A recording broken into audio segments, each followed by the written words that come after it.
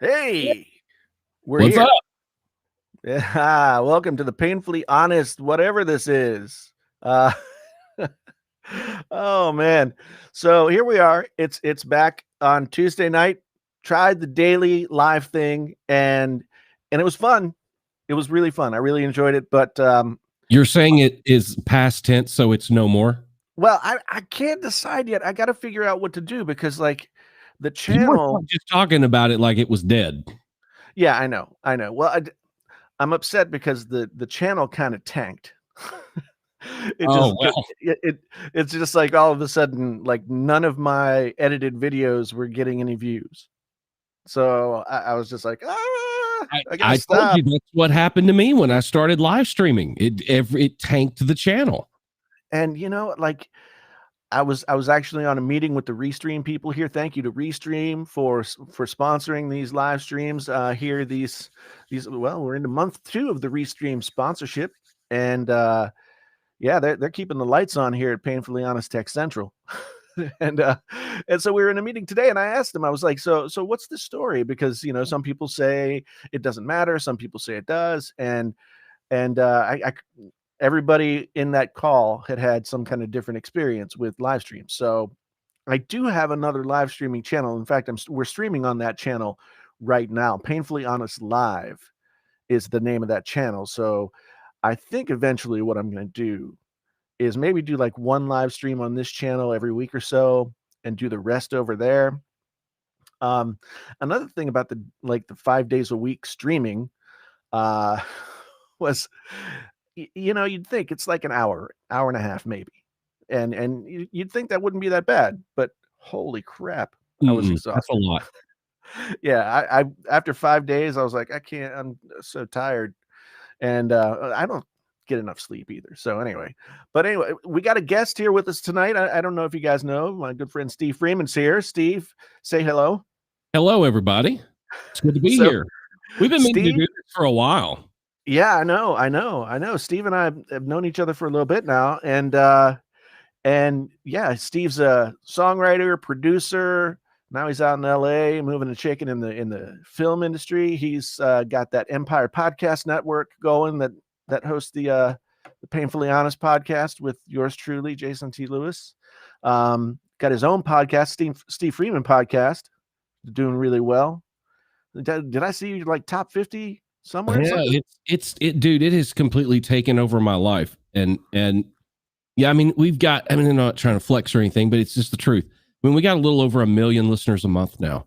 Nice. But tell you, here's the thing, and this is what's weird about YouTube. What I've learned through this process is that, and I would love to hear from people in the comments on this, but there is a distinctive difference between people who will listen to podcasts and people who will watch podcasts.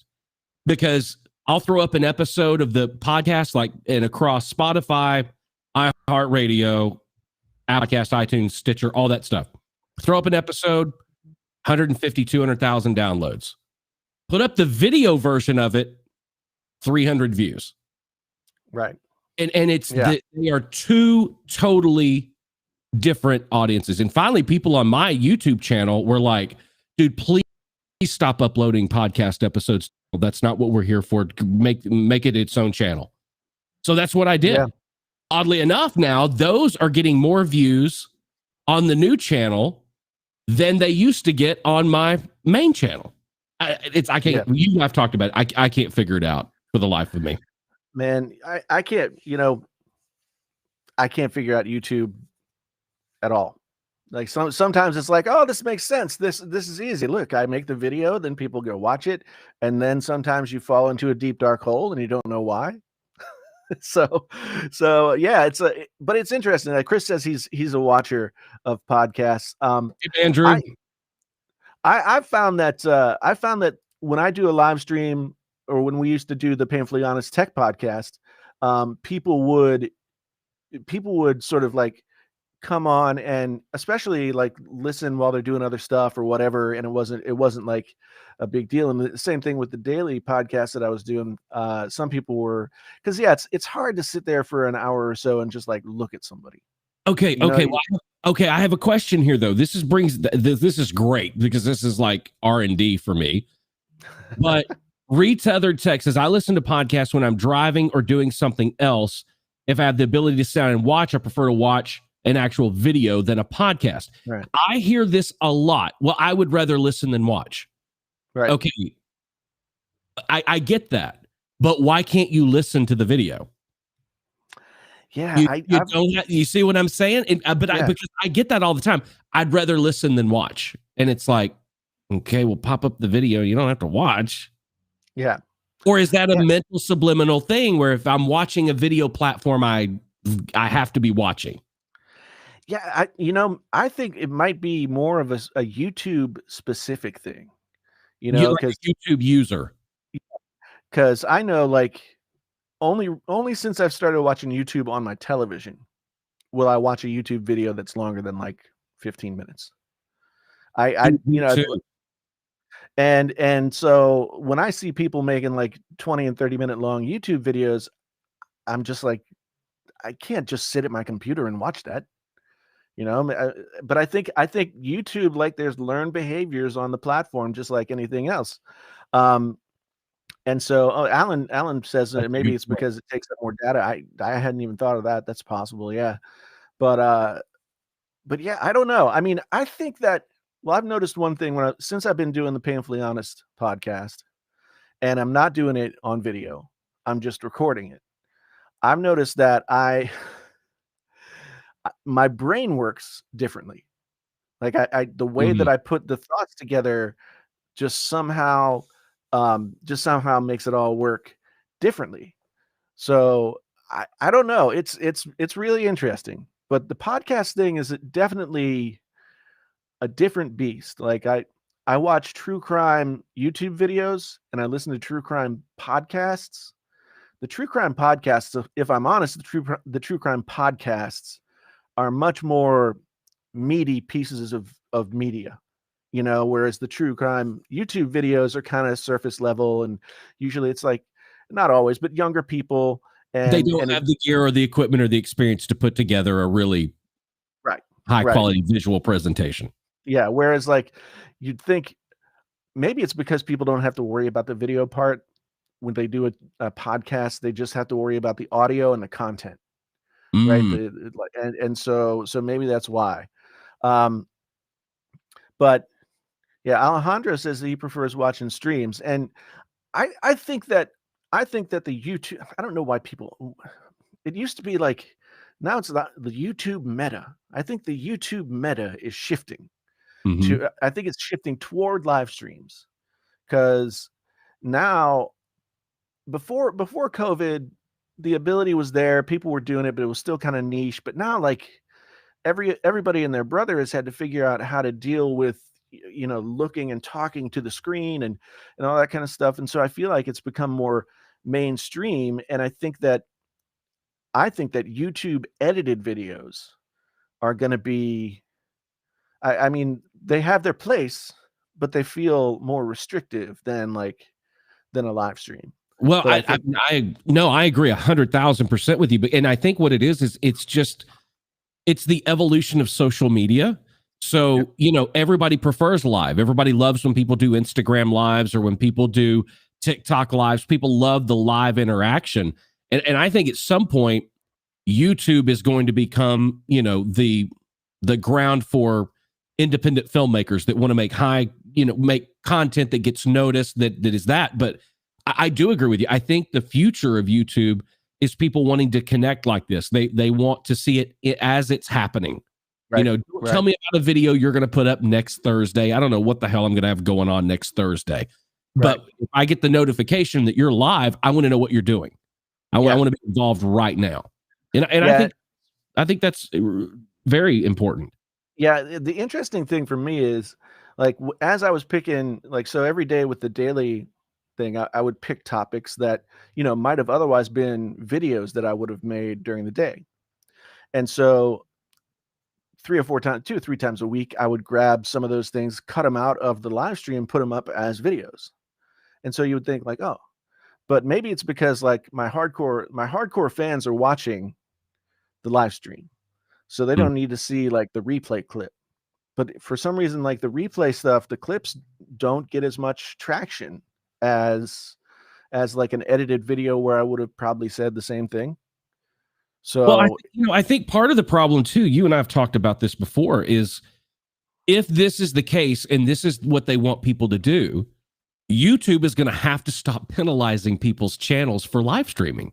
yeah, I mean, because that's what it feels like they do. It feels like your channel's rocking and rolling right along, and then you do a live stream. God forbid you do one every week for the next, and it's like it tanks your channel. They've got to find a way to either decide that it's going to be okay and we're not going to have any distinguishing factors, or they're going to have to get out of the way altogether. right. I think the people who have figured it out are people like Steven Crowder and people like Ben Shapiro. Now, I'm not saying I agree with what they believe, but the way they do it, where they go live every morning from whatever, 8 to 10, 8 to Right. 9:30, right? And then immediately after they get off, it's uploaded as a podcast audio form, and then the Right. video is uploaded to their, behind the paywall. Right. They'll put clips out. To me, that's brilliant. I think that's the way it really should go. And the way Ben Shapiro does it, I think, is great, because he'll come back later. He'll throw up 30 minutes, of Right. the video. And then it'll smoke out, and it'll go, if you want to watch the rest of this video, go to whatever their deal is, or you can continue listening. Oh yeah.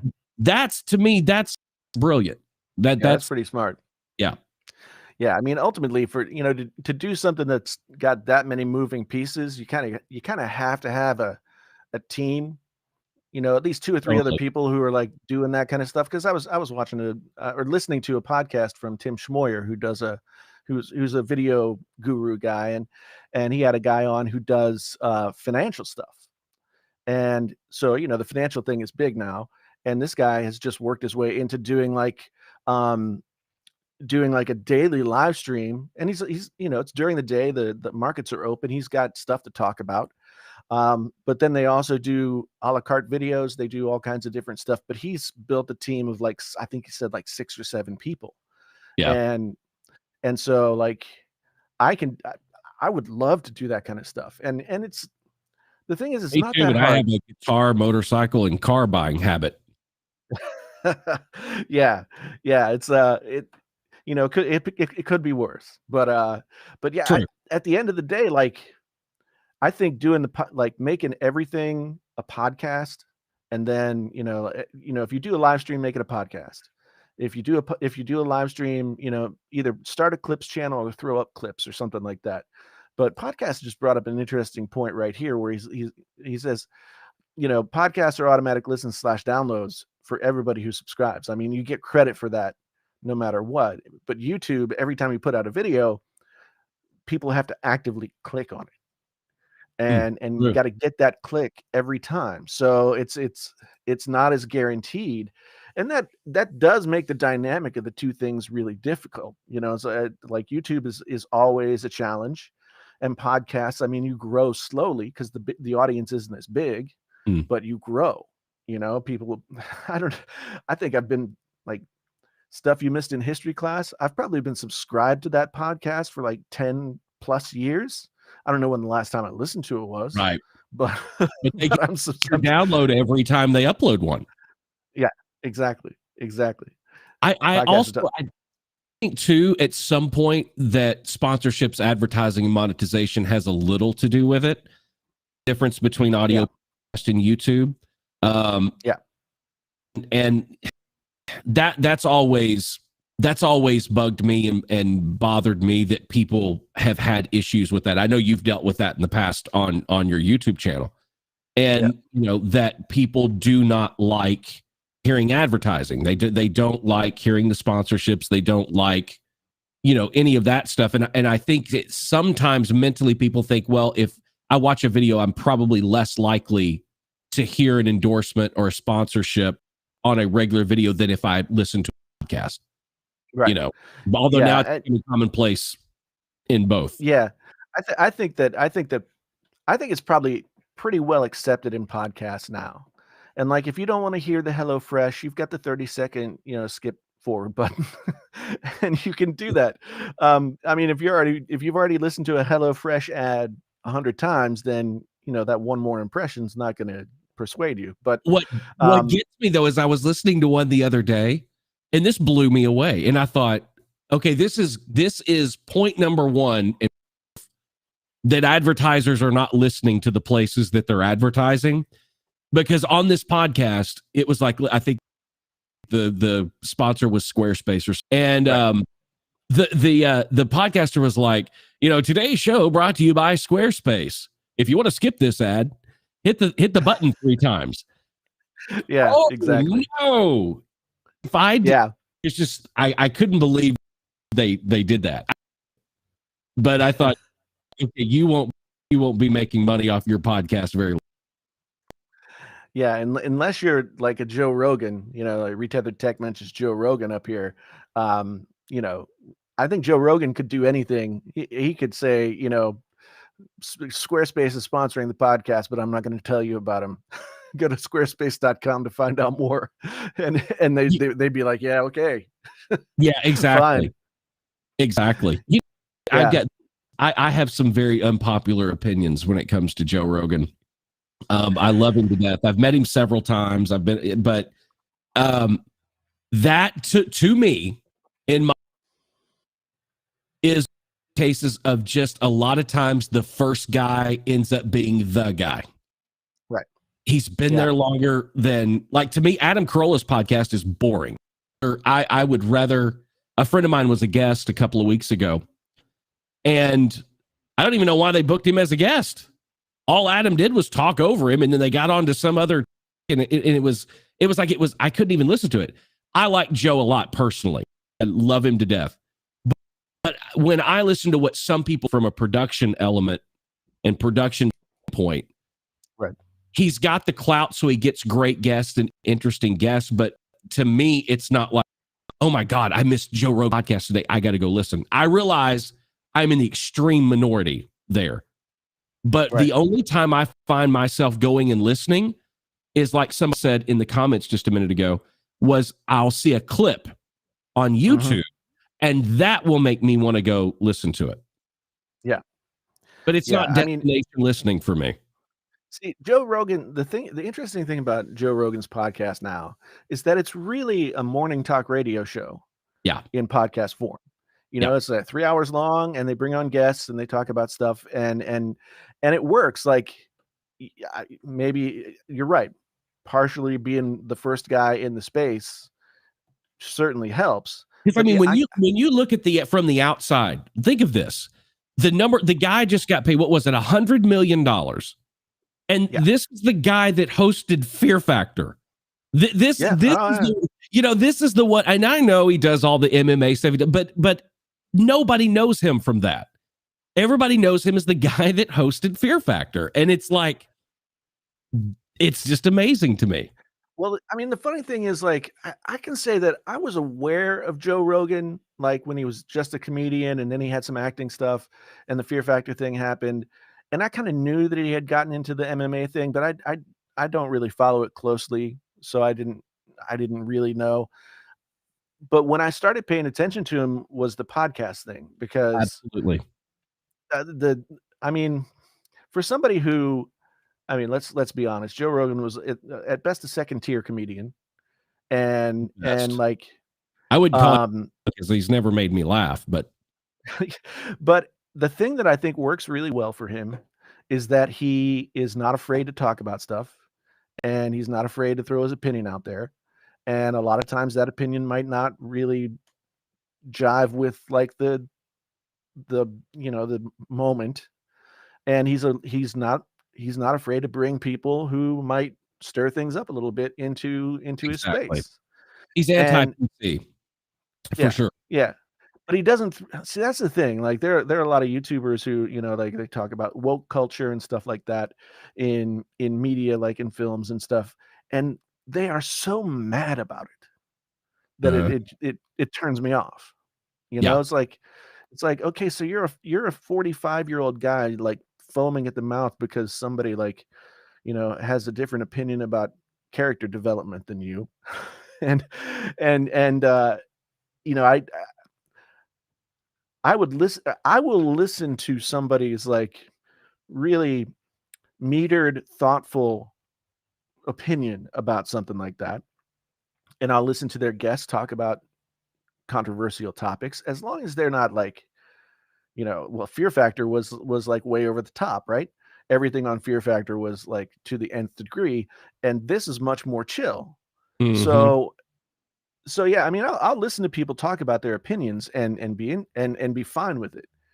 But whenever it raises to like 11, I just it turns me off. It turns me off. And You but know, I look at Joe Rogan and I'm like, he found the niche, that just that place where he could sort of exist in a space that nobody else had gotten into yet. And Mark Maron does the same thing, but Mark Maron hasn't had, I mean, he's very successful, right.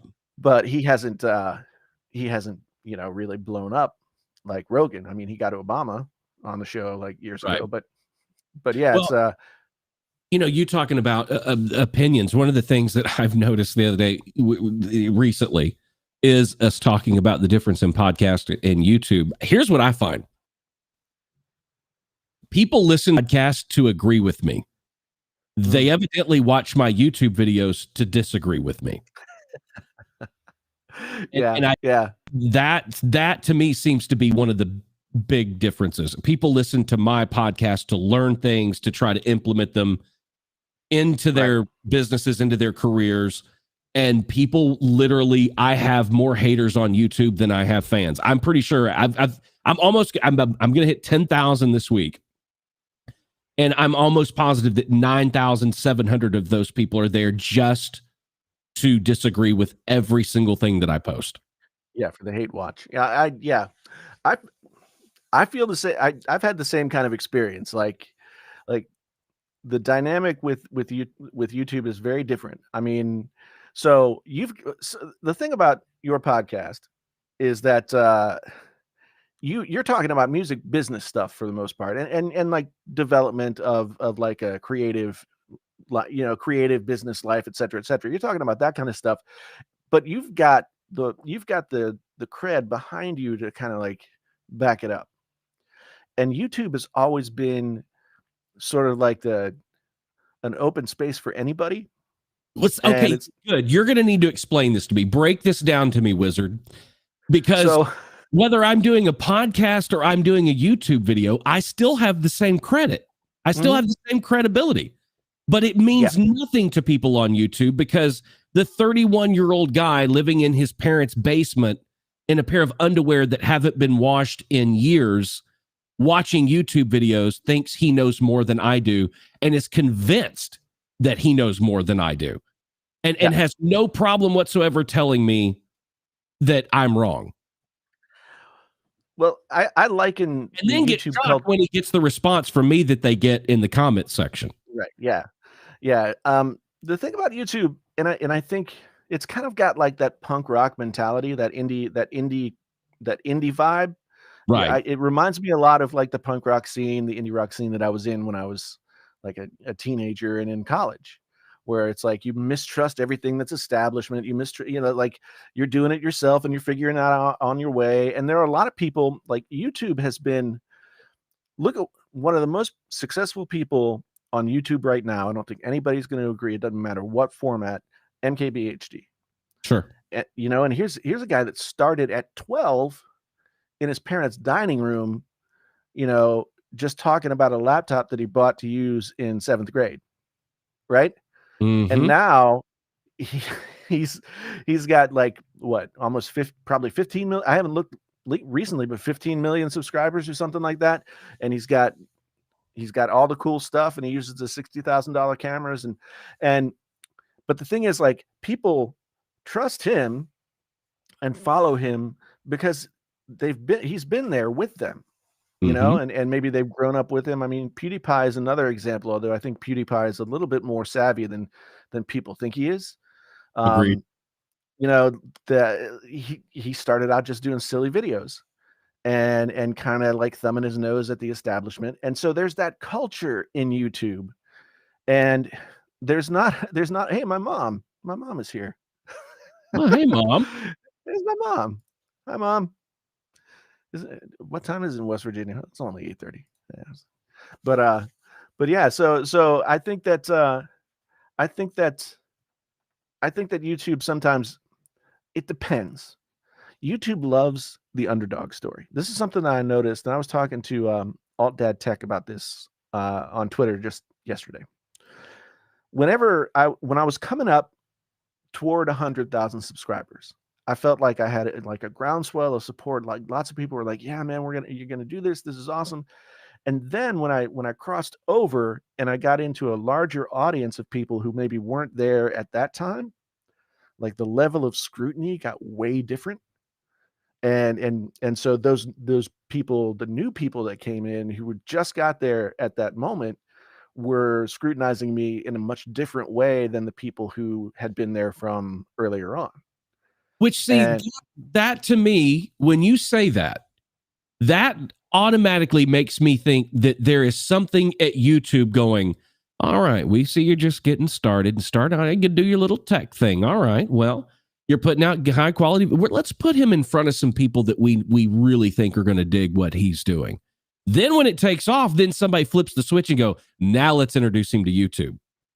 Now let's introduce him to everybody else that's going to kick him in the nuts every single time he uploads a video. That almost seems intentional. well, and I've noticed that there will be every few months there'll be a new person from whatever genre I've been watching that will like suddenly be in my feed every day. And I do think that there are certain triggers in the algorithm and stuff like that do start to put people in. There are tiers, like if you bump up a tier, then suddenly you're in front of a lot more people than you were previously. And yeah, I think it does have that effect though, because once you go into that place where nobody's seen you before, and you're the brand new guy that just popped up in their feed, and they're kind of like, they're sort of like, oh, we fresh meat. And right. but it happens to everybody. It happens to everybody, and sometimes I'm just like, I do think though that if you're somebody who wants to challenge people in whatever way that might be, it can be a tough crucible for people to go through. Because I mean, I know like there was a lot of time where I was like, am I really like, it can get pretty heavy. It can get pretty heavy pretty quick. But I mean, that's also part of the deal. Like you get to a certain point and you're like, well, I never thought I'd get here. And I think a lot of people, like, I know I was always like, well, once I get to X point, then everything will be golden. Like I'll have hit that benchmark and everything will be fine. It's never fine, people. It's never fine. Look, I've told you, I mean, look, I've been in the music business at the highest level for 20 something years. So I have a pretty thick skin. Nothing bothers me. Nothing at all. Yeah. And then I did that one video. And I swear to God, I have never felt the amount of hate than in my entire life. I mean, and it totally consumed me for a good 2 weeks. Yeah. Like, I think there's 7,000 comments or something, 10,000 comments on that video. And they are 98.9% completely negative. Yeah. And mean, Of course, I love controversy, so I, probably 3,500 of those comments are me commenting back. Yeah. I can't believe you would talk to your viewers that way, and I'm like, okay, I know you're new to the channel. But it does. It gets to you. It really gets to you. Yeah. When I see, and that's why I quit uploading. If I'm being real honest, I've never said that before. That is why, if you go, I just uploaded a video last week, but if you don't count podcast episodes, that video was the last video video that I uploaded because I'm like, I don't have time for this. I'm not going to deal with it. Yeah. You know, And the thing is, like, so just for you guys who aren't familiar with this, so Steve had made a video about like what you really need in order to like record at home, and have professional results was kind of the, like I think it was what, $3,500. $3,400, and it was based on the exact same gear that Billie Eilish and her brother used to produce the album that won 5 Grammys. It's the exact same list of gear. Yeah. That's So he put that video up, and he recommended the gear that was there. And now this is going to sound familiar to you folks who like the tech. Another guy who does like audio related videos saw the video, put up his response to it, and was just like, I've got 5 PV rack mixers and whatever it was, and I make great records, and totally missing the point. That's great the records nobody's ever heard. Yeah. It's like the thing is like, and this is a YouTube thing as well. Like usually the nuance of any conversation is lost. So like this guy was sort of making a straw man argument with you as like the bad guy, but he wasn't really arguing against what you were saying, because I don't think anybody could say like the gear that you were recommending wasn't good gear that wouldn't get you good results. He was arguing that you could get results from anything. Well, and my biggest problem with that, I've never had that happen before. I got to be honest with you. When I found out somebody made a reaction video, I'm like, I fucking made it. That was me. You've made it if somebody makes a reaction. So, but I've never had that before. My issue with it was I don't care if people disagree with me. Disagree with me all day long. You're not going to change my mind, but disagree with me all day long. What my issue is that he was saying things in his video that I didn't say. Right. And the way YouTube works is maybe 10% of those people will go watch video he's referencing to actually see what was said, but they don't. And I don't like when people that he did that he was saying words, saying that I said things that I just honestly didn't. Of course, the comment section on that video is full of people saying, I can't believe you said this. And I'm like, I didn't say that. Yeah. Point to the minute, second in the video where I said it, because it's not there. You're not going to find it. Yeah. Well, I mean, I've had my own moments with that, like made a video that said I wasn't going to order the new iPhone, which everybody took as like, I'm not going to buy the new iPhone. When the iPhone came out and I bought it, a lot of the, so that was the moment that I realized that the space between you and like the majority of people that watch what you do is really wide. And okay, but here's what I don't understand. Explain this to me, or people in the comments explain this to me. Why do they care? See, to me, when I see Jason put up a video that says, I'm not buying the new iPhone, I'm like, okay, interesting. I'm going to watch because I want to know why he's not buying the new iPhone, right? Then if I see, oh, Jason did end up buying the new iPhone, I care more about what changed your mind than I do, oh, you son of a bitch said you weren't going to buy it. Yeah. Why do people care? I think, and maybe that's probably not unique to smartphones, but there are definitely camps, and there are definitely people that want to be in one camp or the other. And so I think that particular video, it went on and got like 1.3 million views. And so that was probably like 1,290,000 people's introduction to me. Right. And so they see that and they're like, oh, this guy's like the new anti-Apple champion or something along those lines. And then they're like, but they've not seen like the whole sort of progression of videos. And so they see that and they think this, and then, a couple of weeks later, they see the other video and they feel betrayed or something. And that was a huge learning experience for me. For one thing, like I would never say like I didn't want to that it wasn't a great experience to have a video that got over 1 million views, right? But it opened up my channel and the growth pattern and everything like that, it just opened it up to a whole different level of stuff that I, being a guy who like just a couple of months before had like 40,000 subscribers, I was like, oh, and I just hadn't grown along with that amount of growth. So I was like, just sort of thrown into this thing where I didn't have a full understanding of like where I was. I It's feel like, like the dangerous part of this, though, I know for me, and I think it is for you too.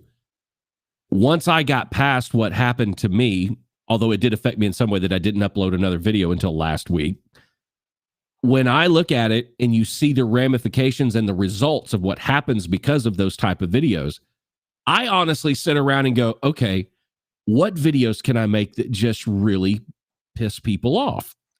And you don't want yeah, to be that guy, but obviously that's what, I mean, YouTube literally had to email me 5 times up to that when that video came out to make sure they had the right address, because it's like I've been monetized for 7 years at, $3, $4 here. And all of a sudden this guy does this reaction video. yeah, My video takes off and it's like, oh, we owe Steve Freeman some money now. And for me, I'm like, man, you put in all this time trying to think this content out and think about the viewers and think about adding something to the conversation and making it valuable for people that are kind enough to spend their time watching your right. content. You think all of that out, and then you think people don't give a damn really about it when you do that. But you say something controversial or even what people consider to be controversial for one reason or the other, and all of a sudden that's when things blow up.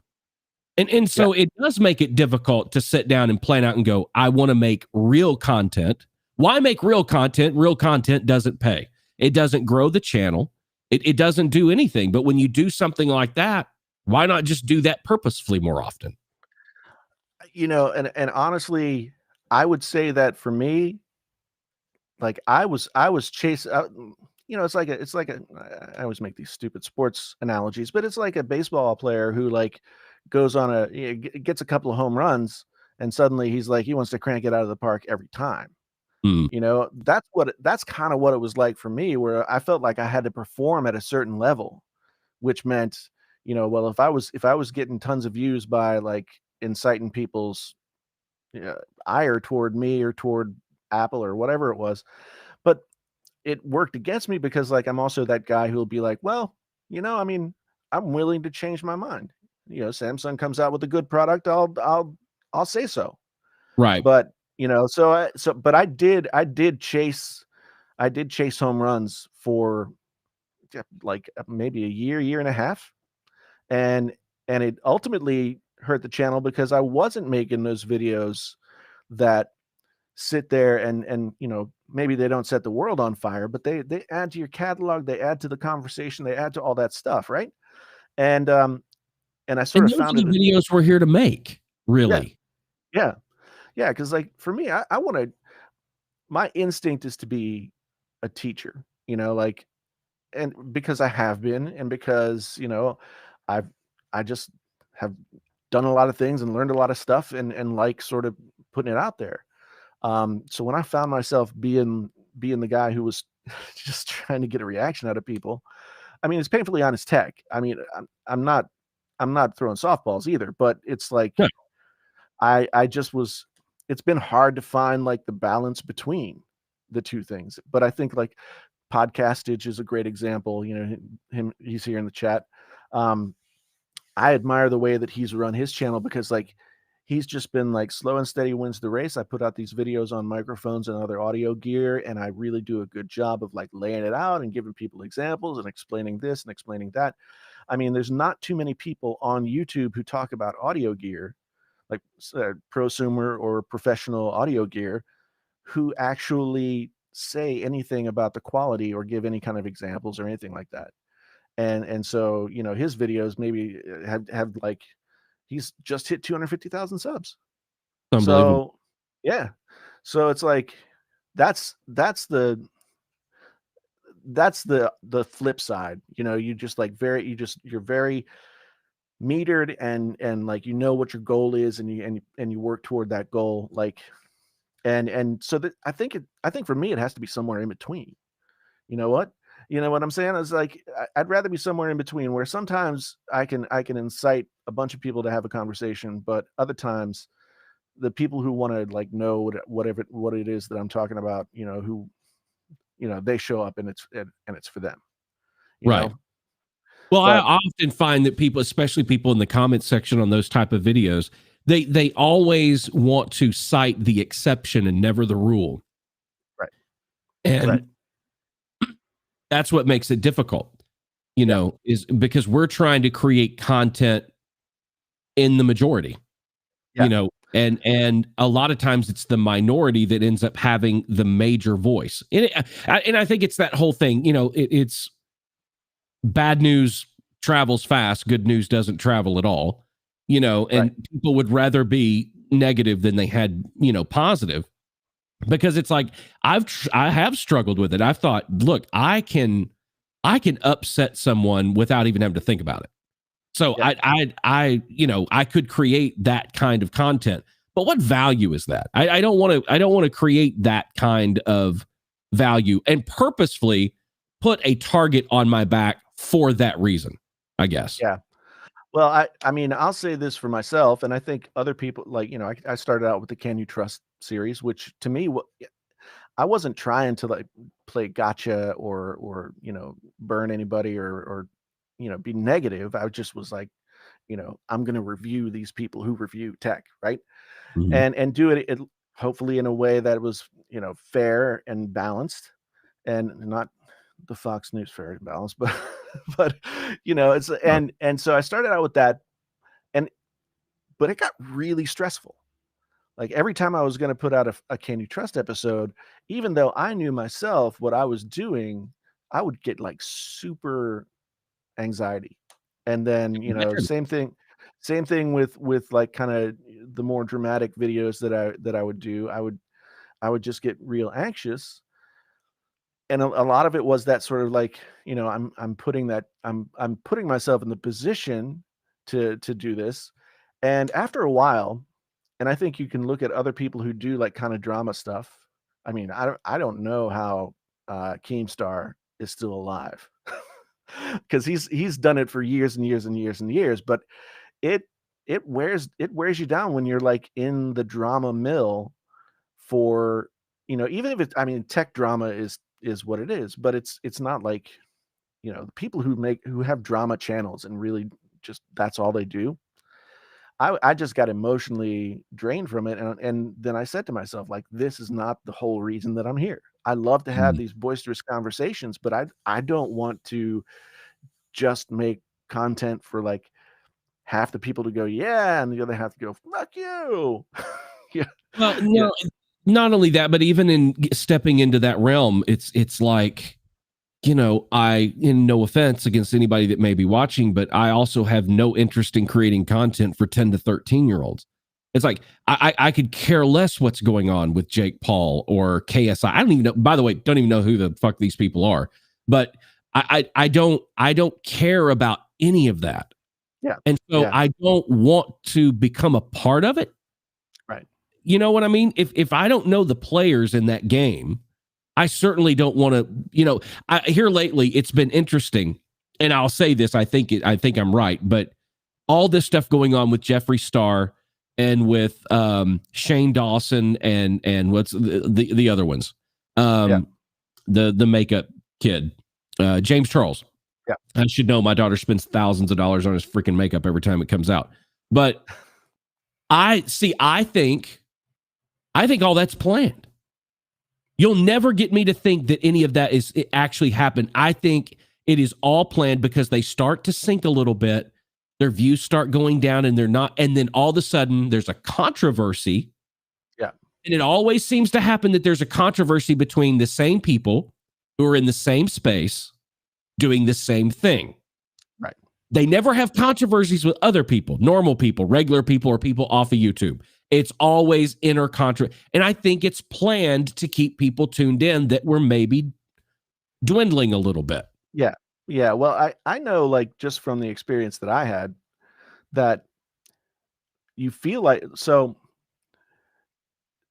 you feel like you're chasing like one story to the next, one drama to the next. Like, okay, like, so what's the big drama now? How can I capitalize on it? And so I I I wouldn't doubt that there's some, even if it's subconscious, some understanding among people who do get a lot of views from dramatic content, that they understand that they need that drama in order to drive the views.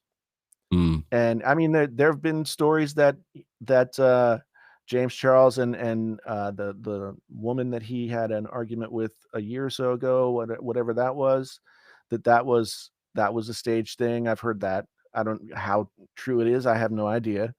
But yeah, I mean, YouTube is one of those weird things. So like Chris here says, so would you rather have a video that blows up or one that gradually clocks up the views? You know, the videos that clock up the views are the ones that actually make you money. I mean, time Amen. over time over time. Even money off of YouTube. Yeah, Like, and not even, it's not even like money. Money isn't the thing. They're the ones that that sustain you. They're the ballast that sort of holds you in the water, right? Whereas the videos that blow up, they're like very disruptive. And it could be very disruptive in a good way. It helps you grow. It like throws you into a different thing. But at the same time, it's super disruptive, and it can take you a lot of time to adjust to whatever the new reality is for you. So, like a perfect example for me is, last year was my worst year in terms of growth on YouTube ever. And I mean, I don't know what. I'm not going to say COVID. I'm not going to say this, that. I know that like content wise, I was trying to figure things out, et cetera, et cetera. But I put out a gaming headset video on a SteelSeries wireless headset. And that was, I think, like February or March of last year. And the first 6 weeks, I think it got like 2 or 3,000 views. And then COVID happened, and people were looking for headsets, gaming chairs, desks, like desk stuff, trying to figure out audio stuff. I know podcasts has like had a lot of new viewers on his channel because they needed to figure out what microphones to buy and that kind of thing. That video for that headset has, the line was like this, and then it just went up, and it's still still to this day, like per 28 days, I think it gets at least 10,000 views. wow. And so like, if you can get, I mean, if you can get a video like that, so there's hero videos, those are the ones that blow up. Then there's help videos, those are kind of like the how-to videos, and then there's like the core content videos, which for my channel would be reviews. Like if I wanted to say reviews, how-tos, and like commentary, right? So the reviews are sort of the core content that gets views over and over and over again. I've got a SteelSeries headset video, or not, a Turtle Beach headset that I reviewed, I think in 2017, and it almost has 1 million views. But it's got almost 1 million views over the course of 4 or 5 years, right? So it's a little bit of both, but I don't think you see that until you like get a little bit a ways down the line. Like you have a little bit of like the breakout and a little bit of the slow and steady wins the race, Right. to see like, okay, now I see like what the balance, like if there's a balance to be struck, I kind of need to have a little bit of both. Like I need to you want people to still be excited about watching your content, but you also want to serve those people who are coming to your channel because you're an authority at something, right? Well, So yeah, I struggle constantly between, if I want to make a video, do I make a video that I think people want to see, or do I make a video about something I want to say? right, right, And I don't like making, to me, very rarely do those things ever marry up. right. And that's why I don't know if, thinking about long-term videos or things that rack up views over time and clock up views, in my experience, the views that come later that have been clocked up for a while, like since I haven't been uploading, a lot of my older videos are now getting discovered and people are watching. Those tend to be more of the viewer I want. Right. You Right. know, so to me, they are more valuable. And those people, I think, last longer. You know, when you get something that hits and it's right away, you're going to get that bump. And then there's nothing worse than going really high and then falling off the cliff. Yeah. I would rather walk steadily up the mountain. Yeah. Yeah. I mean, I think it can be really beneficial in some ways, but as with everything in life, there's like a good and a bad. You know, it was really exciting, and it just, you know, the million plus view video. I was like, what? I never imagined in all the time that I spent like making these YouTube videos that anything like that would ever happen. And you know, as somebody who, you know, didn't have 100,000 subs at that time, like I was just like, this is crazy. And it was a nice, and it was a really fun ride. And I wouldn't trade it for that. But at the same time, like, you know, it's like, I think there are people who look at my channel now and say, what happened to this guy? Why is he like not having, you know, hundreds of thousands of views on every video? And then that kind of gets into your head, like, yeah, why am I not having hundreds of thousands of views on every video? No, And then you you got to look at love it. that comment, man. You should have more subscribers than you have. It's like, Yeah, yeah, well, tell everybody about it. You know, I mean, it's like I chose to have a small channel. yeah, You know, yeah, yeah. I mean, there's no such thing as an overnight success. I mean, I put up YouTube videos. I think I started in like 2014, and that video happened in, I mean, in a relatively short period of time, considering, you know, it was 2018. But in the ensuing 2.5 years since then, like, it's come back down to like a more normal pace.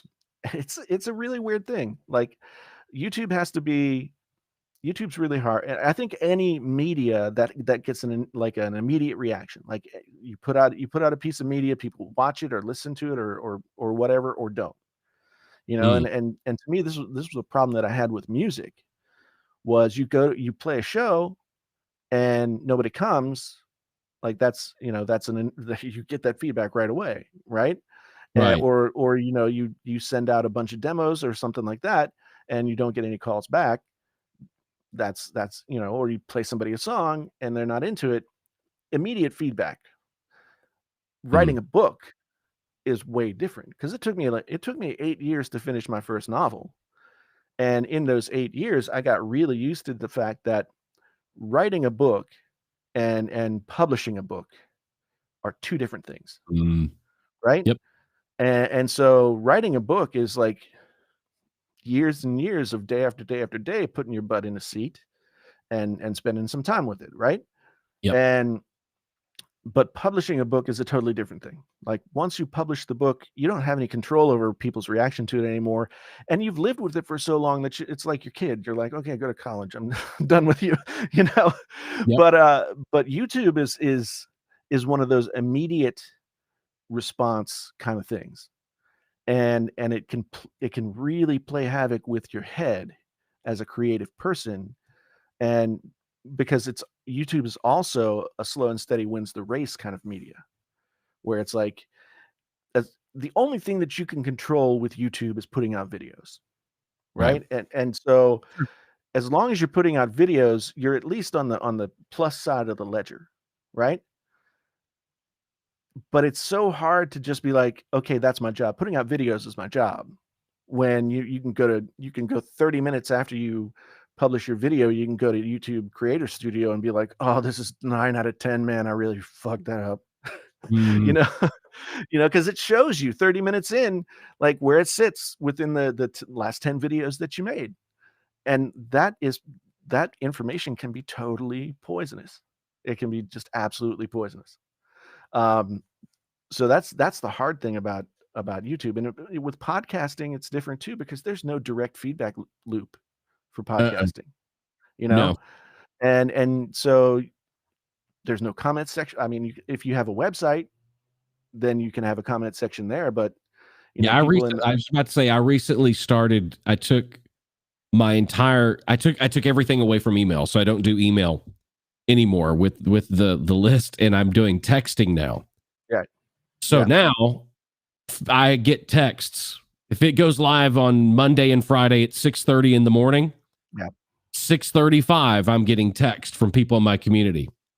And That's cool. so that I do like, because it is that engagement. It is that direct feedback. Yeah. You know, that's one thing I do like about it. But again, people are not shy. You know, hey, I didn't like that you said this, or I didn't like that you did this, or you talked about this, or, you know, so you get to hear. And I don't mind that. I don't mind criticism. I don't accept it. I mean, you can be critical of me all day long. I don't give a shit one way or the other. Right. You know, but I do like that. And I think I missed that a little bit on YouTube, because it's you don't get that immediate, and you want it. You've put so much into it. You've put so much into that video, and it's, come on, somebody give me some positive feedback. I mean, we're creatives. That's what we live for. You know, I didn't pick up a guitar when I was 12 because I was passionate about music. Yeah. Picked up a guitar because I looked at the guys that were playing guitar going, she's hot. You know, we want that immediate reaction. Yeah. And we have to get it. You know, it's like a needle to a vein. And it's really hard too. Like Podcasters says, you know, the ranking system that YouTube gives you in that creator studio is rough, because it's like, you know, I've seen videos like turn it around and do better, but 9 times out of 10, it's like, okay, this video didn't perform. And the thing is, like, being somebody who was used to being in a band and used to like being collaborative about how I did stuff. And I always had feedback from people, you know, whether I was working in an office doing a creative thing, or I was in a band doing a creative thing, or whatever it was, there was always a feedback loop in there that kind of helped do some of the work, you know. But with YouTube, usually it's like it's you, and you make the video, and, you know, it's like just yesterday I was like, man, so I just put up this new setup and did some different things with lighting and camera angle and stuff, and I was like, well, gee, I wish there was somebody I could just say, hey, what did you think of that, like, compared to like the other angle, blah blah blah. And then sometimes I put that stuff into Twitter, or I put it on my channel page, my community tab, and I feel like, you know, I feel like a lot of people aren't, they're not there to have that conversation. Like, it's a different relationship. You know what I mean?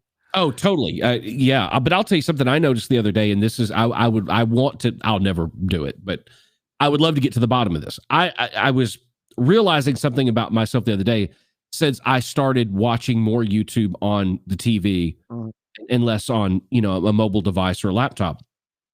And that is that I realized I was subscribed to, I don't know, maybe 80, 90 channels, maybe. Right. But every day when I go and I click and I go down to the subscriptions, so that it shows me every video from everybody I'm subscribed to, it's the same 10, 15 creators. It's the same 10, 15 channels. And that's why I keep coming back to YouTube, because when you put out a video, for me, I mean, like I said, I only got 10,000 subscribers. But when I put out a video, what I'm starting to wonder is YouTube notifying everybody that doesn't watch the videos, like subscribe to the channel and doesn't watch regularly, and not informing people that actually do engage with the channel? Because I found out that's what I'm doing. I'm like, wait a minute, how am I subscribed to all of these different people, but it's the same people on my subscriber feed all the time, every day. I know who's going to be there and who's not. And it's like, and I do not get the email. I do not get the even though I've got notifications on and all of that. For half the people that I do watch, I don't get the notification that they've uploaded. I don't know they've got a new video until I turn on the TV and I click down to subscriptions, and there's the day's video. Yeah. Yeah. And this has been something that people have talked about a lot. And I guess there is a method to the madness of how YouTube does it. Supposedly, and I don't even know if this is true. If you click subscribe and you click all notifications, then you will always get a notification that that person has done whatever they've done on YouTube. You're supposed to. Now, if you've just clicked notifications and it's like select whatever, there's some more verbiage to it. YouTube will send out your video to a subset of your subscribers and a subset of people who, watch videos like what you've just put out. And then they'll sort of triage what that did in the first 10 minutes or 15 minutes or whatever it is. And then from there, they make the algorithm makes other decisions about where it goes. The algorithm's an idiot.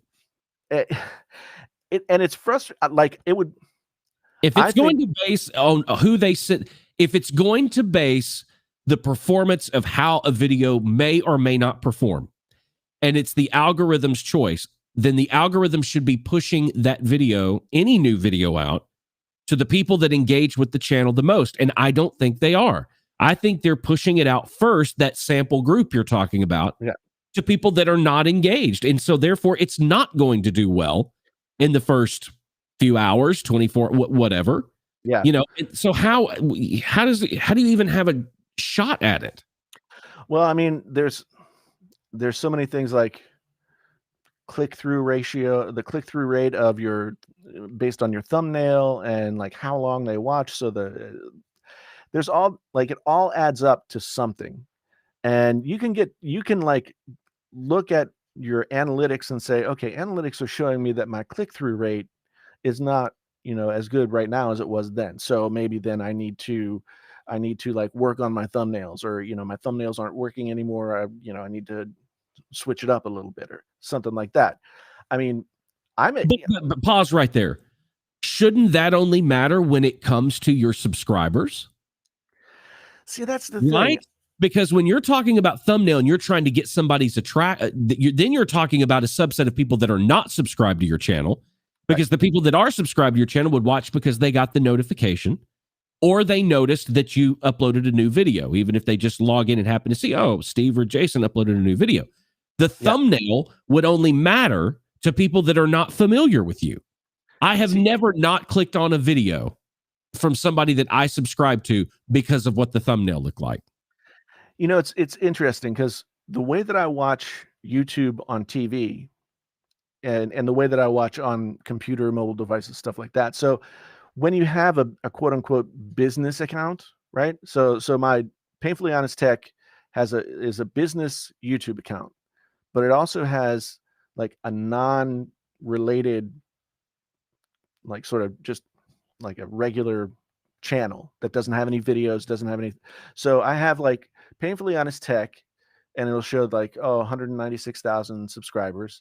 And then there'll be this other one that's also Painfully Honest Tech, but it's just sitting there. So when I watch YouTube on TV, I sign in with that one.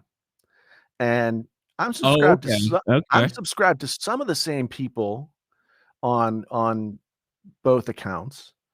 But like there's one guy that I watch every video that he puts out, and I don't know why. Thanks, Jason. I appreciate that. Yeah. Yes. You're the one. This guy who does this, it's called That Chapter, and it's one of those true crime channels. And he's this Irish guy, and he just makes these videos, and he does a pretty good job, and they're entertaining and stuff. But for some reason, like he puts out a video on Tuesday and Friday, and every time I turn on the TV and I turn on YouTube, YouTube knows that I will watch his video no matter what. And every Tuesday and every Friday, that video is top left corner on my homepage every single time. See, that's interesting because I have a channel that I watch religiously every day. And even if they don't have a new video, I will go back and watch one from the past. And I always have to go search for it. Now, it's in my subscription feed, but I have to scroll past the shit that I just sometimes watch. Yeah. To get to that. And it's like, if they uploaded a video at 5:30 this morning and it's 5:30 at night, if YouTube is as smart as they say they are, they should know that should be top left for me when I log on, that I'm going to watch it no matter what. And what I really don't understand is why this could be so simple. It's have a notification button. That's it. Why do we need to have all of this algorithm thing? When you upload a video, notify everybody that subscribes to the channel. To me, if they subscribe to the channel, that is them telling you that they want to be notified when you have new content. Right. If they don't, then they shouldn't subscribe. I think podcast has a couple of interesting points here. First off, I think there's some truth to this. The algorithm is pushing to people who don't engage as much as like a stress test to see like, how viable the video might be to these people who have engaged, but maybe aren't subscribed or aren't like clicking the bell. Then they push it for. Okay. But if we're following what YouTube and all the gurus tell us we're supposed to do, and we're supposed to have a niche channel, and we're supposed to be dialed into our content, then what difference does it make? Those people would be paying attention to my video because they know within some realm, like your channel, it's going to be something having to do with the tech news of the day or something. I guess what I'm asking is to podcasters, and he may know, why? Why? Yeah. Why do we need to test videos? Why can't it simply be a platform where creators create and they upload them? People that have chosen to subscribe to the channel get shoved those videos. And for everybody else, it can be use an algorithm for search-based stuff. If somebody types in music business, I might pop up because I have popular videos on that subject. That I understand. This whole, the first 24 hours and we're going to test it against this. Why test it? Just shove it out to my fucking audience and get out of the way. I think part of it is advertising. They want to have some sort of something that they can say to advertisers is like, here's how we choose which videos we put your ads on. We have this whole algorithm that stress tests the videos to find the ones that are the strongest, that will end up getting the most views, et cetera, et cetera. And so we can within reason guarantee you X for your dollar. I think it has everything to do with advertising. And I will tell you this, I did a test last week on last 2 weeks episodes. Since I launched the podcast YouTube channel, the first 4 episodes, I think it was 4 that I put up. Don't kill me here, but they technically include a paid endorsement, a paid sponsor that's on the podcast, right? Yeah. I did not click the button that this video includes a paid sponsorship. Those videos, those views for that being a brand new channel with 600, 700 subscribers did very well. 300, 400, 600, 700 views, right? Right. So last week I said, okay, damn it, I'm going to do the right thing. Clicked that it did include a paid sponsorship. Views tanked on those 2 videos. And both of those videos are highly titled, tagged properly. And those views are the 2 lowest views on the entire channel, the previous 2 episodes, which, by the way, are 2 of the largest audio version podcasts that we've had in several months. Yeah. Well, I think podcasting, I think here is kind of echoing what I said about advertising, is that YouTube is here to make money, and so like they're not necessarily here to distribute our stuff so much as like distribute the stuff that they think is going to make them the most money based on their algorithm, right? I agree, but they have nothing if they don't have us. If there aren't creators creating content, they have nothing to advertise on. Yeah. It's one of those things where I would love it if everybody who clicked that subscribe button knew that I was putting out video, because I've had people message me after seeing a video pop up for them and they're like, man, I haven't seen your videos in a year. What happened? I'm like, I don't know. I don't know. So it's really weird. But at the same time, like YouTube is like the record industry now. The old style record industry in that like supply is not a problem. No, there's more people gonna make videos than YouTube could ever hope to. Like, I mean, they've got a wealth of options, right? So they're trying to figure out like, okay, which among these options are going to best help us support our other goal, which is to sell to these advertisers airtime so that we can remain a free service to these people who are creating this stuff. No, right? That's true. And Flipper Tech, yes, the exact same spot. My podcast, it's the exact same thing every single time. So it wasn't different in any way. Right. Yeah, I mean, ultimately, see, and I think David says, there's so many creators, it's watered down. I think I mean there is a lot to be said for the fact that like some people just for one reason or another, whatever it is, and I'm not saying anything good, bad, or the other, for whatever reason it is, there are some people who are just better at doing it than other people. And a Oh, lot of so times true. the people who are better at doing it are the people who who just have done it. To me, that's like the ultimate thing. Like I I have a theory that if you started a YouTube channel and you were into it enough to commit to putting up 2 or 3 videos a week, or some people say even 1, but I don't know that 1's enough. If you start a YouTube channel, commit to putting up 1 or 2 videos a week, 2 or 3 videos a week, and you do that for 3 years, then you will have success on YouTube. I firmly believe that's true. As long as you sort of follow, loosely the best practices that, you're not just making one video about clowns and another video about, Right. whatever. As long as you sort of like practice best practices and put those videos up and just be solid with it, then you'll grow. I firmly believe that. But the problem is like nobody wants to commit to that.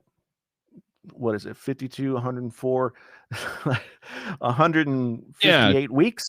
Nobody wants to commit to 158 weeks of putting up 2 videos a week No, because because we live in a world now where literally people will spend 6 months trying to create, plan, organize, and make a viral something, right, but would not spend 6 months uploading 2 videos a week to YouTube to build an audience. right. I mean, like, so you lived in Nashville, I lived in New York City. I mean, there's a saying about both towns, it's a 5-year town, Yeah, you know?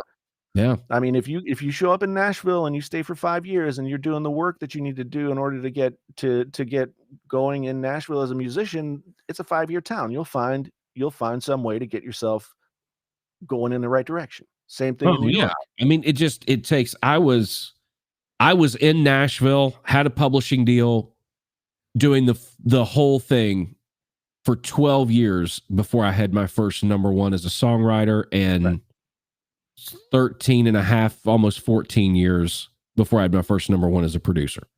Right. I Yeah. mean, the first 12 years weren't any fun. I wasn't any better.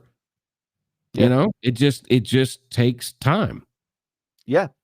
Yeah. And I think YouTube is seductive because people see these people put up like one video and it gets a million views and they're like, well, I mean, that guy just did that at his house. I got a house. But Right. but 99.99999% of everything that happens because you're there. You showed up, right? Totally. And so it's one of those things that's difficult to explain and convince people of. Like, Roberto Blake, who's a friend, he says, you got to make 100 YouTube videos before you even should expect anybody to like show up to watch, because that's you learning how to make videos, you Mm-hmm. know, and there are different permutations of that same thing, but um, like Michael Pepper here says, since I started doing videos on every other day, I've gained at least 1 subscriber a day, and that's decent for my tiny channel. Yeah, yeah. I mean, I think as long as it's really like a lot of people externalize it and say like, well, YouTube will recognize me if I do that. But really what's happening is like you're putting stock in yourself to say Totally. like, okay, I'm doing this. And like eventually it will turn into a thing. It might not turn into the thing that you think it will, but then again, my definition of my YouTube channel in 2013 is way different than my definition of my YouTube channel today. And actually, I don't even know if I like the definition of my YouTube channel today. I'm actively trying to figure out how to make it be more what I would want it to be. No, You know, well, no, totally. And it's a series of unfortunate events, but like what we were talking about earlier, what happened to me with that video. Mhm. When I put out that video, I had probably 8,000 7,000 7,500 subscribers, something like that. Right. That video got maybe, I don't know, maybe 1,500 views, 2,000 views. Right. 9 months later is when the guy made the reaction video. Okay. Mm-hmm. When he made the reaction video and I found the reaction video and I went to his channel, he had 138 subscribers. Right. But it was his video having 138 subscribers that blew my video up and brought in those subscribers. So that's what I'm there. For YouTube to constantly tell us there's an algorithm and a formula is wrong. How can a guy with 7,000 subscribers put up a video and get 1,200 views? 9 months later, a guy with 100 subscribers puts out a reaction video to said video, and his video does better than mine. I mean, that's the totally weird thing. Like, you know, I keep talking about having the video that did the 1 million+ views, but there was no script for that video. I didn't even make a thumbnail. Like I just like took a screen capture from the Apple event that had just happened, and I put some text. I said, I think I'm done. And that was it. It was a terrible thumbnail. It was a completely unplanned video. Like it wasn't a good video, at least to like the standards that I would apply to, you know, make a good video. But for some reason, you know, and I think ultimately, like, there's two things that happen. YouTube has the algorithm and it has this sort of process that you go through, and that's the slow and steady part of it. But then there's also this other like wild hair kind of like sometimes it clicks here, there, the other thing. You're right on time with a news event or something like that, whatever it is, and it just starts to snowball. And to me, like, if I'm going to get 1 million views, I want to get 1 million views on every video. But Right. I'm not like that's a scale thing. MKBHD is going to get 2-3 million views on every video because that's the percentage of like his audience that is going to click on the video. Right. You know, and if the video is on a topic that other people are interested in, then it's going to go further. So I think that it all works on like different levels of scale. But you know, I'm going to say this, and people could not. I honestly believe, in my heart of hearts, I honestly believe that people that enjoy my videos and people that enjoy your videos enjoy those videos just as much as MKBHD's viewers enjoy his. And that's the thing, is that there is a system, there's a hierarchy in YouTube thinking that, well, MKBHD's viewers care more about his videos than your viewers care about yours and mine care about mine, and they don't. Because I could my view don't even know who the guy is. Right. You know, it doesn't make him legitimate or less legitimate, or the people that watch my channel any less informed. It's just not what they're into. You know, right. But I do think that there is this hierarchy. I think there is this thing that YouTube thinks that because they have more subscribers, that people care more about the content they're putting up. I think it also comes back to that advertising piece too. Oh, like, well, totally. At that level, totally. Yeah, I mean, if you can tell an advertiser that, like, okay, if you buy into this tier, whatever tier it is, you'll get your ad on videos of people who have X number of subscribers who get an average of X number of views, and so you get in front of X number of eyeballs, and then we'll charge you whatever crazy amount of money that is to get there. That's very rare air up there.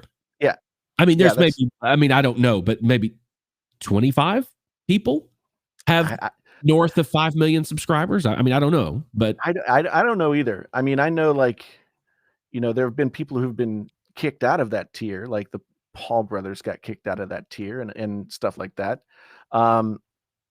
But yeah, I mean, like Frank here says he knew about PHT before he knew about MKBHD. I did as well. And the thing is, like, I think I knew about MKBHD just because, like, I had started putting out tech videos.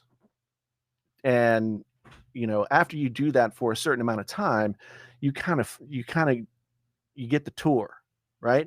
Right. And so like I knew who he was because I was doing the video thing. But I think that there's a hierarchy that's developing on YouTube that is a natural thing to happen. So I don't think it's like nefarious in any way. But I think that MKBHD and Unbox Therapy and people in tech space. I mean, they're like the equivalent of you know the tech world's Good Morning America, right? It's Right. for the widest audience, and so there's not. But then there's people like you and I think, who aren't necessarily like well scrubbed enough to sort of get in front of that audience, and or at least that's a perception. So, but for as long as I've been doing YouTube, I mean, Marquez Brownlee's been doing it for twice, if not three times as long. Well, So and it's again, it could be the thing like we were talking about with Joe Rogan. I mean, the people well, there in the beginning. My daughter, my oldest daughter, is getting ready to graduate high school, go into college. In 2013, she had 200,000 subscribers on YouTube. right. Oh, I mean, it blows my mind. And she just dropped it because it wasn't a thing then. Right. It wasn't that thing. And Right. I told her, man, if you had stuck with it, imagine where you would be. If you had actually stuck with it. Yeah. And it's you couldn't. I don't know that you can do that again. Well, I mean, think about so again, sticking in the tech space, since that's what a lot of people on this channel know. Um, think think about some of the people who are like OG YouTubers who right place, right time, grew with the platform, and now are sort of up there. I mean, Marquez Brownlee at 12 years old did not envision his life being what it is, but he grew with the platform. And Austin Evans was just a nerdy kid who loved video games, and Right. suddenly he's got millions of subscribers. I mean, a lot of people have asked, like, okay, could some of those like OG YouTubers now like do could they gain traction in today's YouTube versus like having grown with the platform over the course of many years? I don't know. I mean, YouTube now is a way different place than it was when they started doing their thing, but I don't know if you can really make that if you can make that comparison. Well, no, I don't think you can. You and I've had this conversation before. I mean, when you look at, and I'll try to say this without saying being mean or naming names, but let's take like Mr. Beast, for example. Yeah. Okay. I guarantee you that if I went and made a video tomorrow, I'm giving 100,000 people to random waitresses. Right. That video would pop off. Oh yeah. So it's not about, oh, we did this right. You know who I'm talking about. Oh, we planned this and we planned that. It's like, no, you went around and gave out $100,000. That's shit people want to see. The interesting thing, like I happen to have had the opportunity for having a little bit of a peek behind the curtain of the Mr. Beast thing, and like I know that it's developed over time, but everything that they do on that channel is like super duper, like weeks and months in advance planned out. Now, it didn't start that way, but it started with that idea. I mean, if you can execute that idea, if you can find 50 grand and just randomly give it to somebody, then you can like continue. Like Michael says right here, it's like if you make 100 videos about 100 different things, or 100 videos about 10 different things, the 10 different things videos are going to get much more traction, whereas the 100 different things, YouTube doesn't know what to do with it. So what Mr. Beast was able to do was find a way to repeat that performance, right? Right. And recognize the formula. And then as he became more and more successful, bring in people, bring in a team, become much more planful, branch out the different channels, all that kind of stuff. And I saw he posted on Twitter the other day that he, in 1 month, got more than 1 billion views, which is crazy. But I mean, but he started with a good idea and then was fortunate enough to be able to scale it in such a way that it kept growing. But a But lot of people can't do that. you know what I think about that though, in the music world, and you'll understand this. I think of channels like that in that space are the jingle channels. They're the little hooky channels. You know, it's not the real substance. It's not Fleetwood Mac. You know, you're getting WAP. You Yeah. know, So are you saying Mr. Beast is like Maroon 5? Is that what you're saying? I wouldn't even put him on that level. I would say he's, you know, I don't listen to a lot of modern pop music, but it's that gotcha thing. It's that little, you know, play on that quick little emotion. Oh, I can't believe that shock value.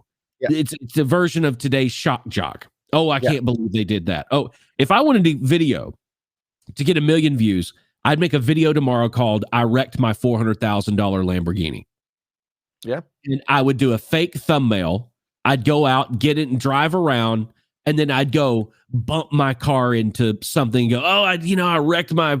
I mean, that to me is not being a content creator. That's being a snake oil salesman. Yeah. And look, I respect what they're doing, and Mr. Beast, they have done some amazing things. I love what regardless of whether I think I like the way he's achieving it and doing what he's doing some amazing things and helping a lot of people with what he's doing. So I applaud him for what he's doing with what he's doing. But I've always considered being a songwriter. I do not take that term lightly. I consider myself a craftsman. I don't believe you can teach someone to write a song, write a good song. I can show you, if it's an interstate, I can show you the yellow line on this side and the yellow line on that side, but the magic and genius is what happens between those two lines. And I can't teach you to do that. I believe it's a talent. You're born with it or you're not. And I look at any content creation the same way. I don't, anybody can grab an iPhone and go out and film a shock moment. Yeah. And people are going to react to that. But what happens and who are you when you step away from that kind of content? Yeah. And you go, wait a minute, I want to do something of substance here. I want to do something of value that will help people, because unless you're one of the people that he gave $10,000 to, Mr. Beast hadn't done shit for you today. You know, I mean, that's well, unless he entertained you and made you feel a little bit better about your day or whatever. But yeah, going, God, nobody gave me 10. I even disagree with that. I think people watch that and go, that was really cool for that guy. I mean, I guess it's entertaining to watch, but it's not my life. You know? I mean, I think ultimately when you're looking at a Mr. Beast, it's the same thing with PewDiePie. Like, I'm going to say something ridiculous, but I do think it's true. PewDiePie is the Bob Dylan of YouTube, because Bob Dylan came into the scene, great songwriter, knew what he was doing. He found his niche in folk songwriting, but before it got too stale, he went out and got a band and pissed everybody off, right? Right. And then every 5 to 10 years for the next 3 decades, he changed his thing just often enough, just before everybody got sick of it, to the point where he was able to parlay it into like a 50-year career and $300 million. But exactly. But PewDiePie's done the same thing. I mean, he started out with gameplay, then he shifted over to he's shifted all over the place, and yet he's still been building an audience. He might not be the it guy of YouTube today, but he's still like, he's still huge. And you know what both of those guys have in common? And this is a complete opinion. It's the genius of understanding the system and working the system, because both of them are horrible delivery vehicles. Right. Right? Bob Dylan should not be Bob Dylan, because he can't sing his way out of a what it's like, I would rather listen to anything than Bob Dylan sing. But singing that makes me. Same thing with PewDiePie. Horrible on. I mean, the voice is annoying. It's like, but the genius behind what he's doing, allows you to forgive the vehicle in which it's being delivered to you. Yeah, I mean, at a certain point, you don't put Bob Dylan as a singer in the same category as a Frank Sinatra, but you put Bob Dylan as like the whole package of Bob Dylan in the same category of the greatest artists of music, maybe of Absolutely. all time, right? I mean, Oh, he won the Nobel Prize for literature, for criminy sake. I mean, yeah. how many songwriters can say that? One. One. And so like, yeah, it's for PewDiePie as well, like it's the whole package of PewDiePie. You know, it's like primal branding, that book that people like to talk about, where it's about having a myth and having like your little like the brofist thing is like it's like a ritual, right? Yeah. Yeah. And so like all of those things apply to PewDiePie, but they just apply in like the most bizarre possible way. That's You true. would never come up with a plan that would be like, okay, we're going to be the biggest channel on YouTube, and in order to do that, we're going to get this weird Swedish guy and put him in a bedroom and have him talk silly Inequality. for like 2 years. And I mean, it's just, yeah, PewDiePie is the equivalent of going out and buying a VCR today. Yeah. And I think that's part of the thing, is people watch that and go, I'm going to keep watching because there's something I'm missing here. Yeah. Or something's going to happen. Or some, yeah. I mean, why are millions and millions and millions of people subscribed to this channel and watching this content? Right. And I had to go when I first, because I didn't know about PewDiePie forever. I just didn't. And when I finally did, I learned about it through my one of my kids. Yeah. But when I did, I had to watch quite a few PewDiePie videos before I found something that I felt like, oh, that was hilarious. Yeah. That was really funny. And part of it is I'm not a part of the culture or his demographic. Right. Right. I mean, it's funny because I've been interested to see, like, as he gets older, if you're making videos for 12-year-olds, like this, to me, this is like what I call the Aerosmith conundrum, right? Aerosmith never wrote a song for people their age in their entire career. No. Right? Like they were always writing songs for like the 16-year-old, right? And it didn't matter if they were 60 or if they were 25. They never wrote a song that was for their contemporaries, right? And Right. so what happens when PewDiePie, I mean, will it happen like that he can't relate to the target audience? I mean, the demographic of my channel is 25 to 35 is like my biggest the biggest bell of the curve, right? And that's, I'm glad though, because like those are the those are the people that watch YouTube, whereas like 50-year-olds 50-year-olds are not like digging the tech videos. So it's just a matter of like, can you do your thing and appeal to the audience that your thing is perfect for, while not, because people can see through a fake, right? Well, yeah. Well, look, I think it depends on what you're doing in your scenario, in your situation. Absolutely. And I think that's for me why I have wanted to get out of talking about music stuff, because the circle or whatever that I'm in is subject to anybody that can buy a $50 interface and a $30 mic on Amazon, and now all of a sudden they're an expert because they're a producer too, and we're on the same level playing field, right? And we're just not. we're just not, Right. and that's for me, and this is a problem with me, because I'm an uppity, arrogant asshole son of a bitch 99.9% of the time. But when I talk about something and I'm doing a video about something, I'm literally, when I made the $3,400 video, Right.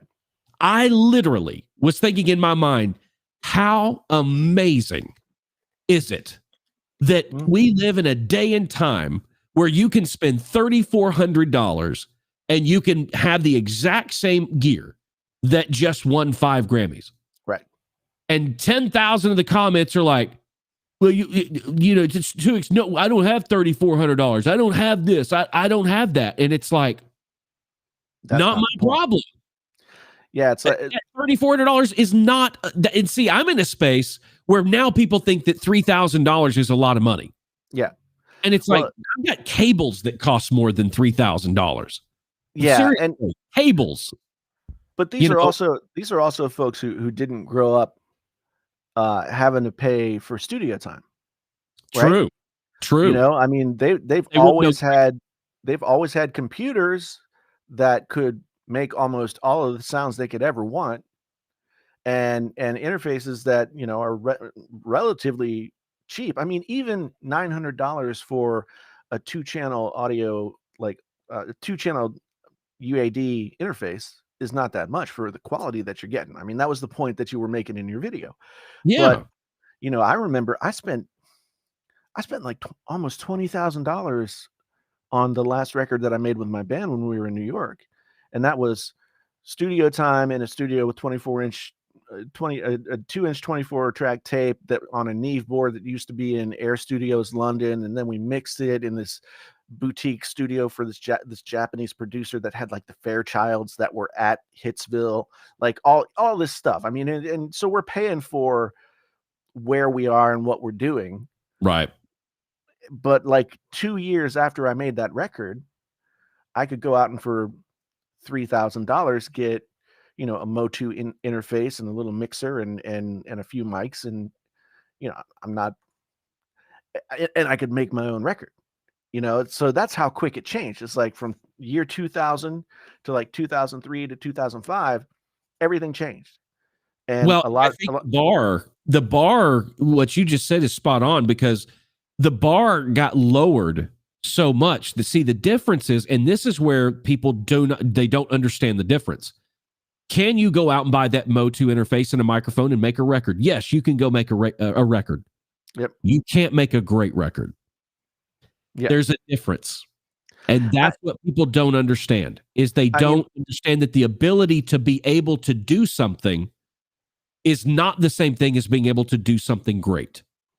See, and I think I totally know what you're saying, but I think also there's that talent aspect, like you said, with songwriting. Like, you can learn how to put together a song. You can learn how to, you know, make rhyming couplets and put together lyrics and all that sort of thing. You can learn the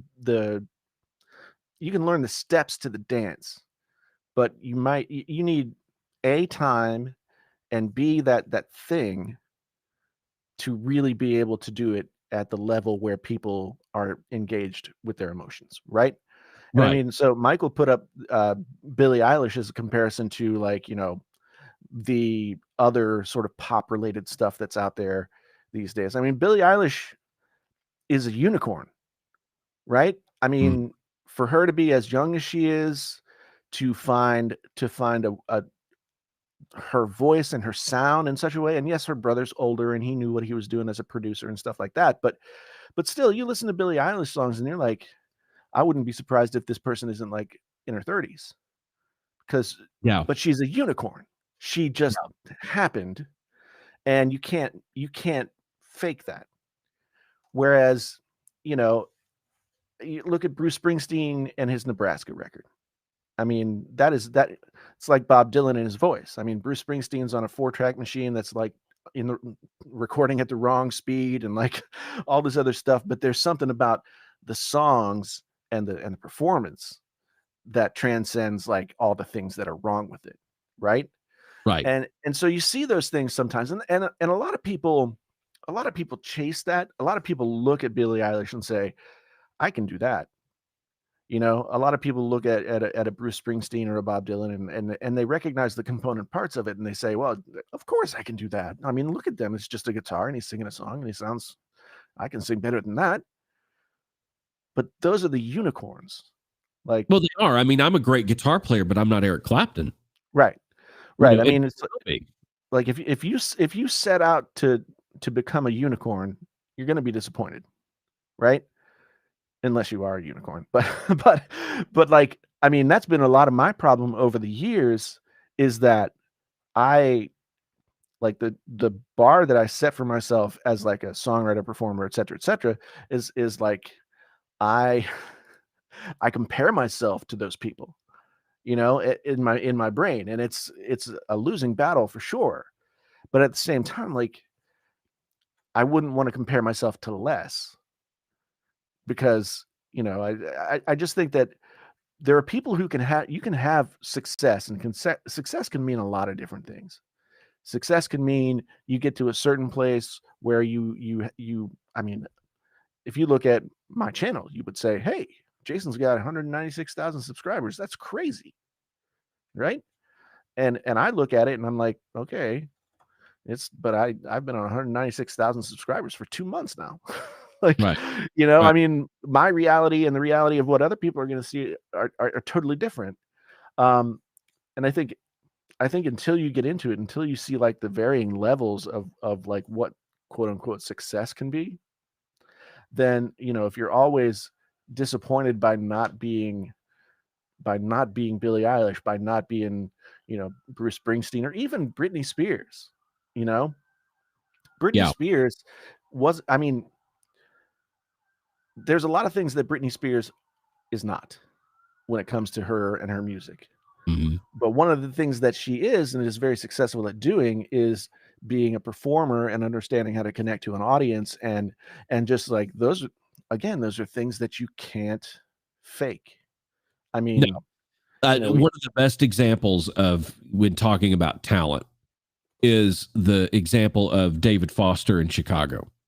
Now, any producer, those Chicago could have walked into that studio and they're going to play all the instruments, so it's going to sound great. So any producer could have done that. But only one producer went, I think Peter Cetera should sing this. yeah, And that changes everything. right. It's knowing and having the talent. And, I do think that it's possible to do a whole lot with a little. Yeah. But it's about who's pushing the button. Yeah. It's not about the button you're pushing. It's about who is pushing it. Yeah. And I've said this about, great guitar players could pick up $100 guitar and make it sound amazing. But, another person could take lessons for 25 years and not be able to do the same thing. It's podcasting makes the same point. Like, Michael Jackson would sound better on a $20 Amazon mic than he would on a $10,000 251. Like, yeah, Michael Jackson's another one of those unicorns. And so when people say, like, okay, But this also needs to be said. Michael Jackson would also never sing on a $20 Amazon mic. not while Quincy Jones was in the studio. No. I mean, I don't think a lot of people really understand who Quincy Jones is. I don't think they understood who Quincy Jones was No. back then. I mean, Quincy Jones, you want to talk about a genius. This is a guy who was playing with Duke Ellington when he was like 15. Yeah, that like, documentary is amazing. Yeah, I mean, but a lot of people, and this is actually, I'm going to turn this around. We can talk to something that's applicable to YouTubers, because this guy Harris Heller made a video about the SM7B and how the SM7B was only moderately better than $100 microphone, and his argument holds up to a certain point. But then a lot of people turn around and say, well, Michael Jackson sang all of Thriller on an SM7, so it must be a great mic because Michael Jackson has the best-selling record ever. It's like, well, that's Michael Jackson. That's not the SM7B. But the thing is, like, I try to tell people, like, okay, if you can find a way to buy an SM7B, you can find the $400 and the $150 that you need to get your cloud lifter if you're going to use like a Focusrite interface or whatever, then you'll spend $400 once, as opposed to spending $100 6 times before you finally spend the $400. That's right. And I just think you're just going to be chasing it. Yeah, it's like, and I say that from my own personal experience, because I've done that. I've gone through, studio monitors that, can get you part of the way to the thing that you're looking for, but it's never as good. It's never as good. So if you're going to commit yourself to doing anything, it's like, part of the commitment is understanding like what the tools are. And yeah, it's fine if you can't buy that $400 mic to start out, then you learn how to make a crappy mic sound good, and then you get the $400 mic and you're like, "Oh, I'm in heaven." Right? Exactly. So there are ways to do it, but I would never tell somebody not to buy the better piece of equipment if they could afford to buy it. No matter what. I know you won't. I can give you 11,000 reasons why you shouldn't. Right. Yeah. I mean, that's kind of the thing is that there has never been, and there might be one in here tonight. It'll be the first one. I have never ran across ever in all my travels around the world in the music business, have I ever ran into an engineer or a producer or a songwriter that didn't constantly upgrade their gear. Oh yeah. Ever. So that's when you, and this sounds harsh to say, but when I got into it with people in the comments on my video, I'm talking about that, then my comeback, which sounds so harsh to so many people, is then you've never done something successful enough to give you the kind of money that you would want to go out and go, wow, if I can accomplish this with this, then I'm going to go achieve this. I'm going to go get this. I want this better mic. So the next time I'm doing vocals with this artist, it's going to sound even better. There is nobody producing hits on a Focusrite Scarlett 212. In what I will consider the real music business, and I don't consider rap, hip hop, R&B. That's not real music. That's computer programming. So you can use that and do that all day long. Yeah, no, I mean, that's the thing. You can throw like electronic stuff in there as well. A lot of times, like if the sound is not being produced by the gear itself, right? Like then a lot of times, in the hip hop world or something like that, they'll have one good mic and like an Avalon, right? And they'll send that through like a 1 or 2 channel. That's all they need. They only need the one mic, No, that's it. Everything else happens inside the box. So the way the room sounds, all that other stuff doesn't make as big a difference, right? But yeah, I mean, at the end of the day, there's a fine line. A lot of people will say, well, I can't afford a Sony A6600 and a 16 millimeter Sigma lens. I can't afford that $1,800 investment or whatever it is, right? So they'll say, all right, I can't start until I can get there, which is also wrong. Because a lot of times you just have to start. You just have to start. Now, if you start with the best thing that you could possibly get, people ask me a lot of times like, oh, what acoustic guitar should I get? And part of me is tempted to say like, well, the best $200 guitar is this. Right. But the thing is, like, a $200 guitar is going to make learning to play the guitar such a chore and such a huge pain in the rear end that you won't want to play guitar.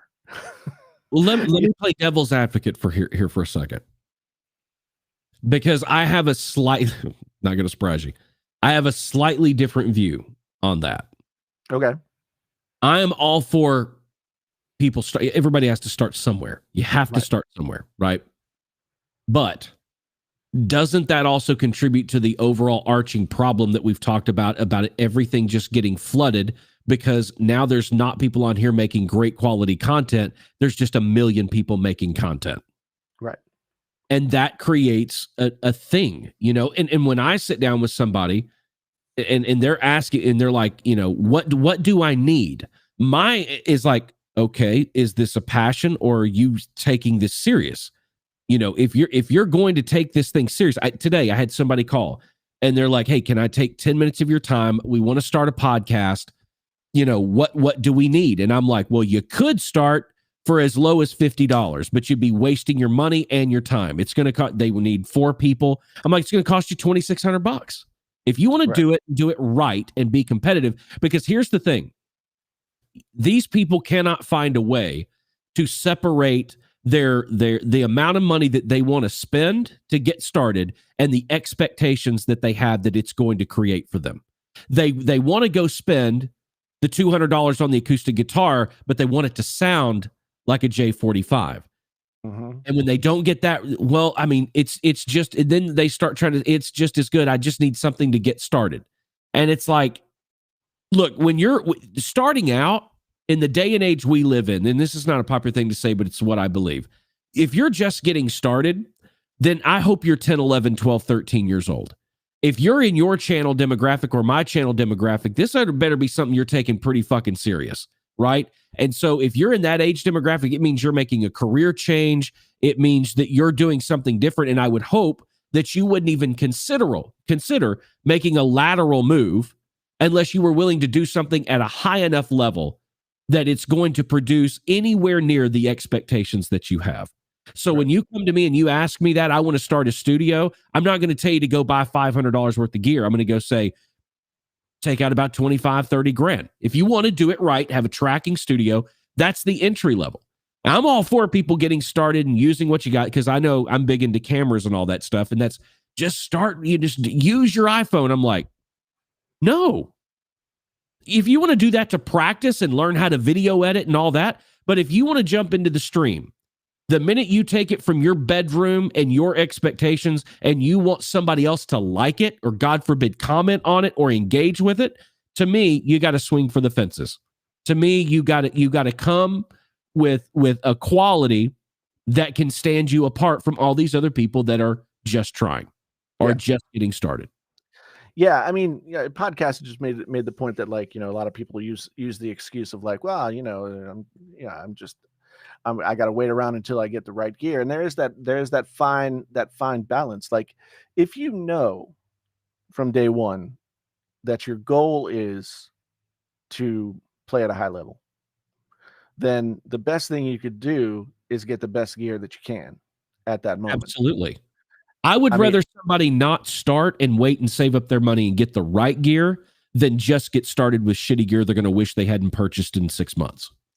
Yeah, I mean, if an 18-year-old kid came to me and said, "Hey, I want to start a studio," and I don't expect to be doing crazy stuff yet. I'm going to charge $25 an hour or whatever it is, but I just want to record people. Then I remember when I was younger and I was starting out recording people, I'd be like, "I need new monitors. Buy me these monitors. I'll do your record."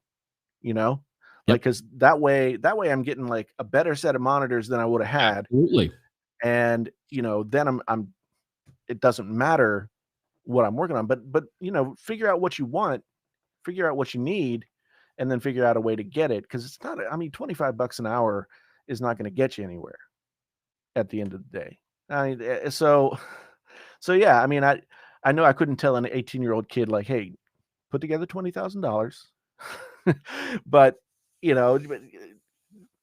it's for an 18-year-old kid who wants to be a professional studio owner, who wants to be an engineer. I mean, there's all kinds of experience that has to be gained, et cetera, et cetera.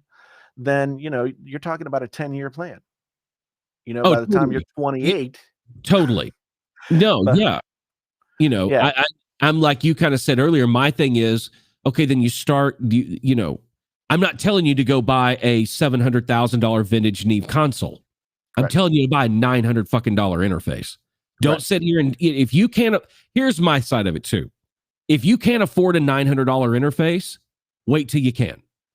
Yeah. Okay. Because again, it's the expectation thing. I have people tell me all the time when they ask for gear recommendations, I want it to make it sound like that record you cut. And it's like, I cut that in the A room at Blackbird.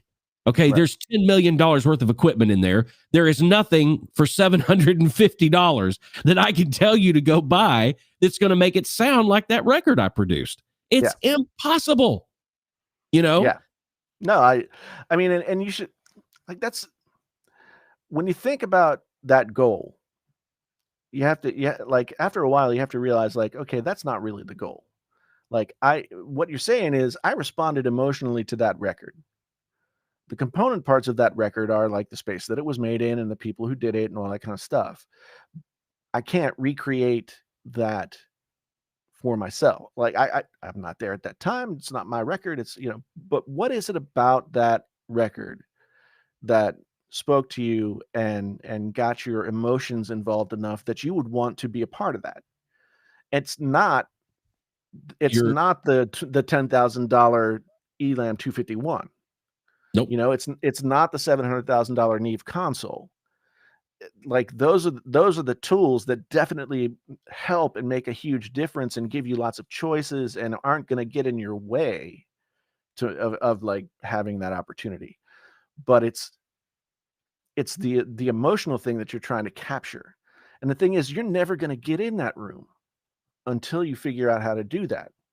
Well, right? You're 100% right. And two as well, listen, the $900 interface and the $200 interface, okay? Neither one of those is going to write the song for you. No. Okay? But I will tell you that perform for you, not going to perform it for you, it's not going to write it for you, but I will say this has been proven time after time after time. The $200 interface might just keep you from getting there though. Because this is a thing for me, and it's big for me, and I agree with what you said, disagree with one of the things. And that is when I'm writing and I go in my studio, if the very bottom end of the rung setup that I will have when I'm writing is an SM7B for vocals. Because when I go in and I sit down and I'm writing, I want to hear it as I'm practicing and playing around with stuff.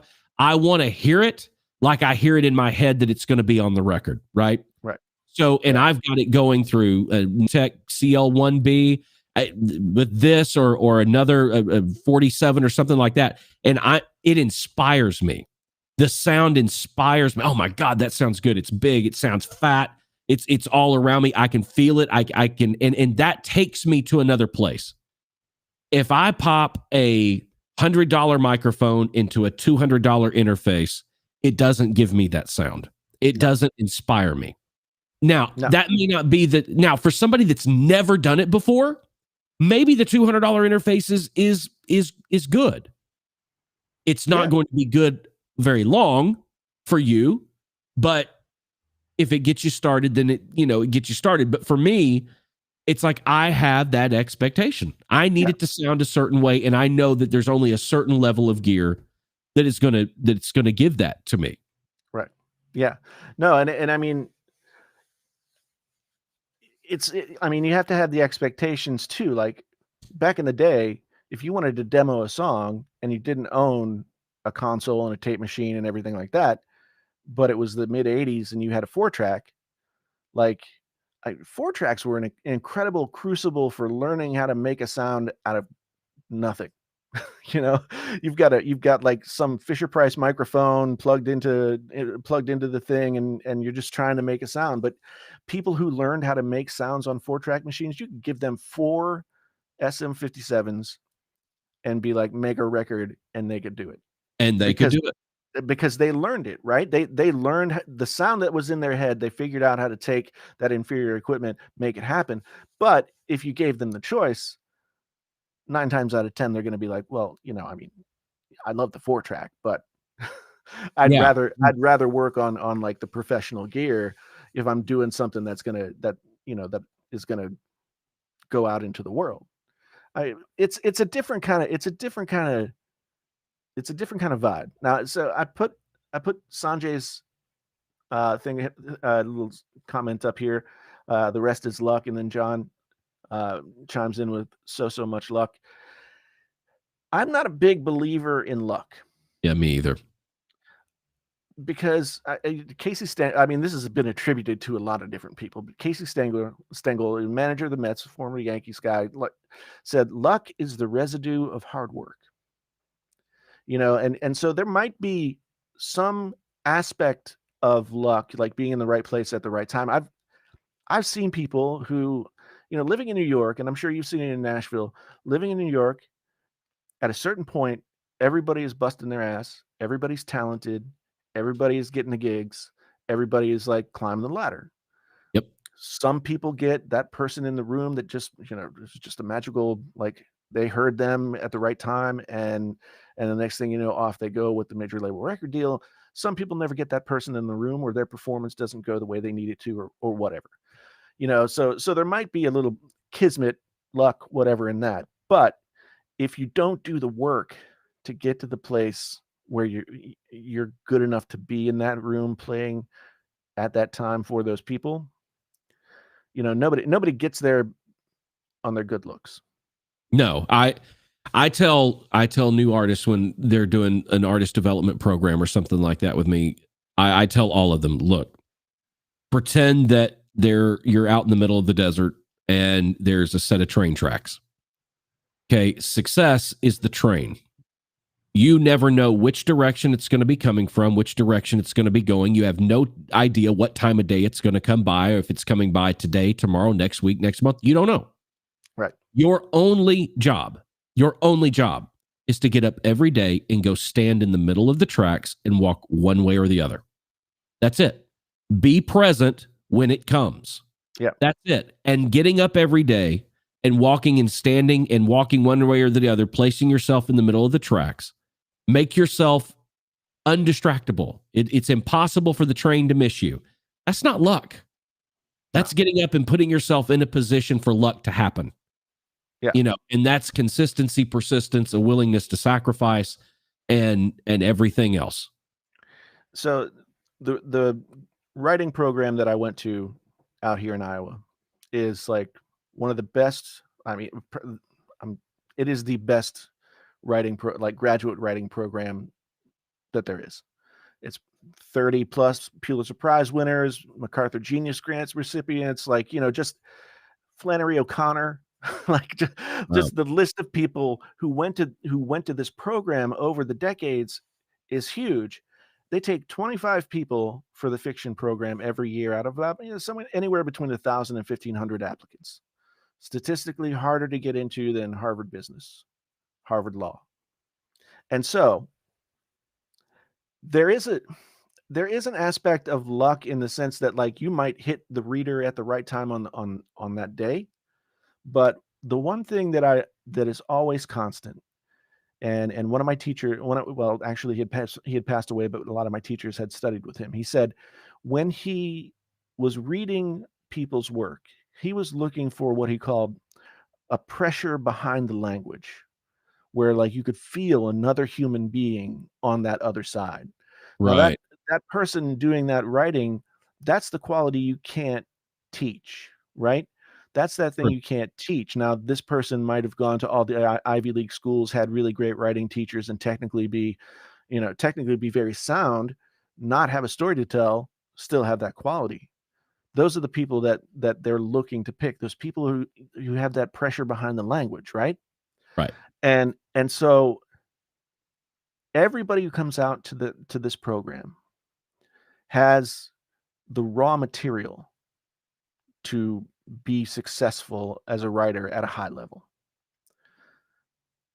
But 25 out of 25 people don't end up in a New York Times book review, right? It's probably 10% or less actually ever produce a book. And Wow. and the thing is, it's a combination of so many different things. Okay, so you've got the talent, you've put yourself in the right place, you've done the work. Can you do the time? Or do you have what it takes to put your ass in the seat every day and do it? So it's there might be one of those things. Can you be poor and just for a decade or more, sacrificing what success you could have monetarily, whatever? Can you do that and sort of say it's all going to pay off because I'm going to be able to create this work 10 years, 20 years down the road, right? Not a lot of people can take that math and make it work. And one of my great friends and one of the best teachers I ever had, he said to a group of these writers, he said, if you can do anything else and be happy with your life, if you can be a lawyer, you could be a doctor, you could be a janitor, whatever. If you can do anything else with your life and be happy with that life, stop now, go do that. But if this is the only thing, then just buckle up and be ready to ride the shit train for as long as it takes. That's And because so it's like, true. to me, it was like, to me, I knew I was in my 30s. My daughter had just been born. I'd been doing the music thing for, since I was 15, and, traveling and touring and living in New York and doing all that stuff. And I had hit a point where the music career was not going the way I wanted it to. Stepped away from it for a little while, and I was like, okay, I'm just going to be like a normal person. I'm going to teach high school English. I'm going to do the music thing as a hobby, whatever. And next thing I knew, I'd like I applied to graduate school and I got into this program. And how did I do that? I wrote something and it took me there. So if at that really That's low right. point where I was like ready to give up, instead of just like not doing it anymore, I turned back to that, and that took me to the next place. Then I knew at that moment, this is what I do. What I do is create this stuff. So now I have to now I have to figure out a way to live the rest of my life not miserable, supporting my family the way that I need to be able to support my family, all of those things, and never sacrifice that I do this and not the other things. Because No, I I mean, worked the day job for 10 years in New York, and I hated every minute of it. It was a means to an end, but I knew I couldn't live the rest of my life that way. So I had to well, find a no, way to do the thing that I do and get paid for it. It was teaching. Now it's YouTube. Now it's, right. it, And it's, it may be something else. yeah, That's the thing. I said something on my podcast when I went back. We were listening back to an edit, and I thought, man, I can't believe I said that. That was actually pretty profound. But I said, most people live an unfulfilled life because they spend their life trying to fill roles they were never meant to fill. right. And it's the truth. I said to somebody the other day, if you're trying to do something, Yeah. and you don't know whether or not this is your thing, this is your calling, and there's this other thing in the back of your mind, if you have a plan B, most of the time, if you really want to live what most people would consider a satisfactory life, or to be happy with the life you're living, you should be doing your plan B. Yeah. Yeah. Because very few people have what it takes to see plan A through all of the ups and the downs and the sacrifice. That's what most people say. Oh, I'm willing to sacrifice, but you have a limit. Yeah. You will sacrifice up to this point. Yeah. If it's when you get to that point, if you get to that point, whatever level of like, okay, I'm done with this shit you get to, and then you realize that there is no plan B, that's when you're like, okay, well, this is it. This is what I do. But if That's the there's a trick. plan B, and you can see a path forward, and you can be good with that, I mean, there's see that's the idea of American exceptionalism. Like, we're all supposed to be special little flowers that bloom into something amazing, right? We all do in our own way, in our own time, in our own space, right? And that doesn't mean that you have to be a rock and roll star. But It could mean you could be the best oil changer at Jiffy Lube that has ever changed oil. yeah, I mean, and or you could be like the a great father to your kids, and all of those things are important. I mean, everybody wants to be a great father to their kids. You know what I mean? But it's if you get to that moment where you're like, I don't think I can take this anymore, and then you can't think of anything else to do, then you're fucked. Like, Yeah. No, I mean, this is what you do. This is what you do, and you just figure it out. yeah, I mean, every successful person that I know doesn't have a safety net. I mean, Yeah. it's if they fall, they're done. Yeah. And when you do that, it removes the comfort level Yep. of it being okay to fail. Yep. You know, if I fail, then okay, well, I'll fall 3 steps back, and then I'll regroup and I'll come back at it again. The ultra successful people, there's no safety net. Right. If it doesn't go, it doesn't go. And then it's like, okay, then we're greeting people at Walmart. You know, that's nothing wrong with that. I'll get shit. I mean, nothing wrong with that at all.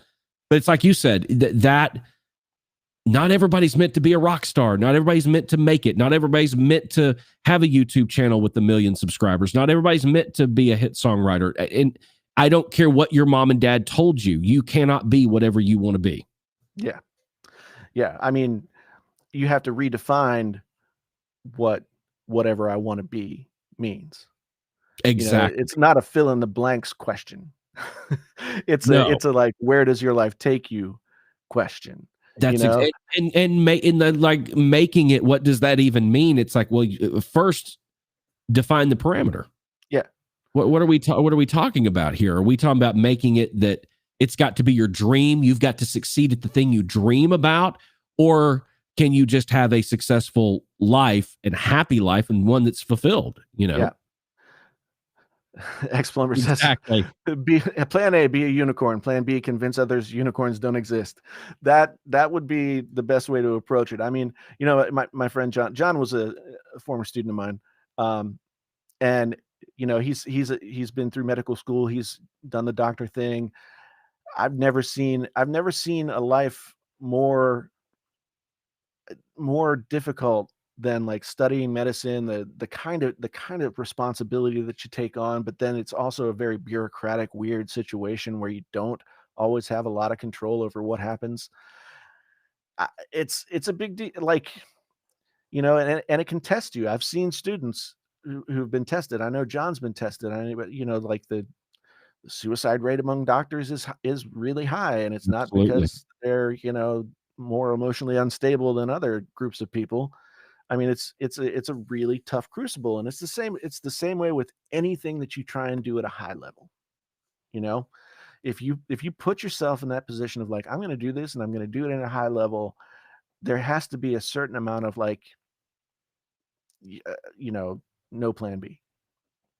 And sometimes the plan B has to be figured out, but it's only, like you said, in order to regroup and refocus your energy back. And for me, like, okay, I'm almost 50 years. I turned 50 years old this year.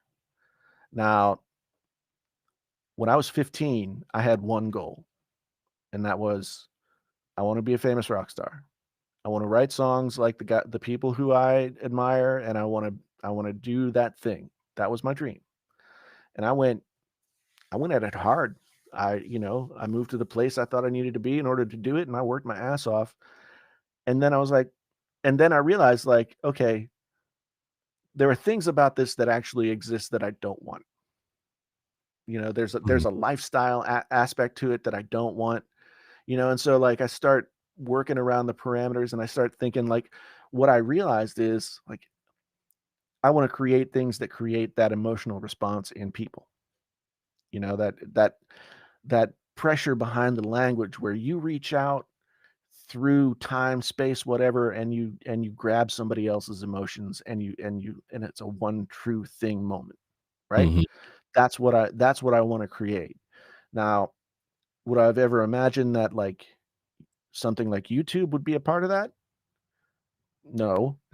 I mean, when I was making that plan, like, YouTube didn't exist, but at the same time, like, there's so much about YouTube that is very similar to what I love about those emotional moments. One thing I love about teaching is it doesn't happen all the time. It doesn't happen every day. It doesn't happen every year.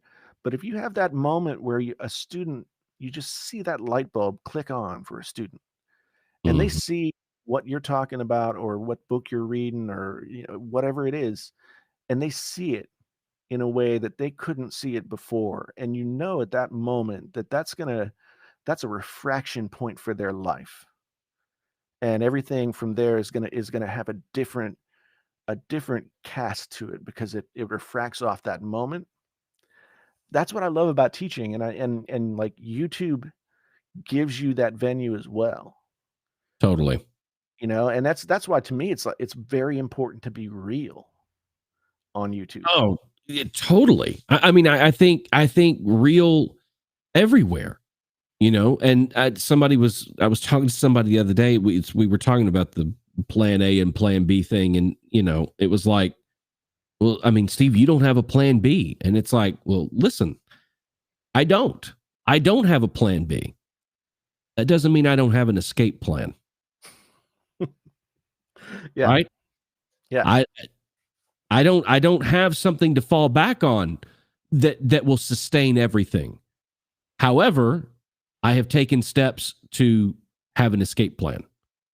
Yeah. And I'm the thing of it is I'm applying it in real life. I mean, Yeah. packing up and leaving Nashville after 20 years and leaving the music business for the most part.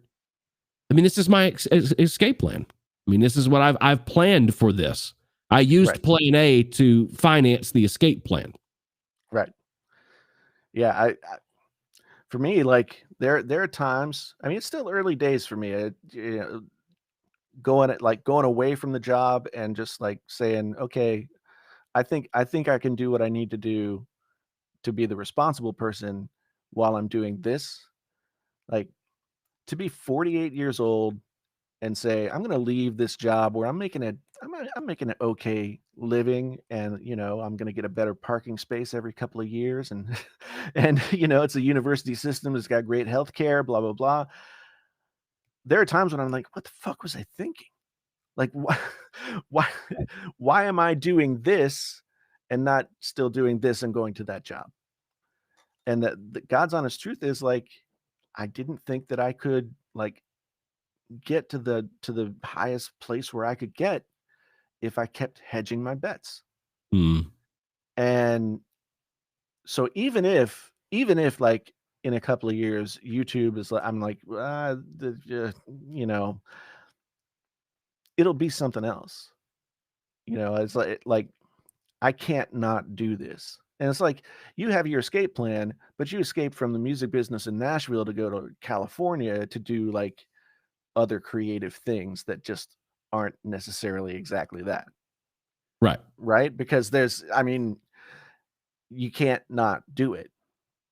And that's the thing I didn't understand when I was young, is that Mm. it wasn't it wasn't like the one, it has to be that thing, because that thing is never what you think it is. No. So I learned over the years that it's actually something that I can carry with me wherever I go. And as I gain experience, as I gain knowledge, as I meet new people, as I do different things, like I'm just adding to the arsenal. Oh, And totally. No, and no mistake I've ever made or wrong turn I've ever made. It never leads nowhere. right. Right. I mean, you come back and go next time. Nope. Got off there before. I've Yeah. been there. Oh There yeah. is a place, Yeah. Yeah. And the thing is, like, for whatever reason, I mean, I think, well, we have like genetic imperatives, like, safety, warmth, food, all those things.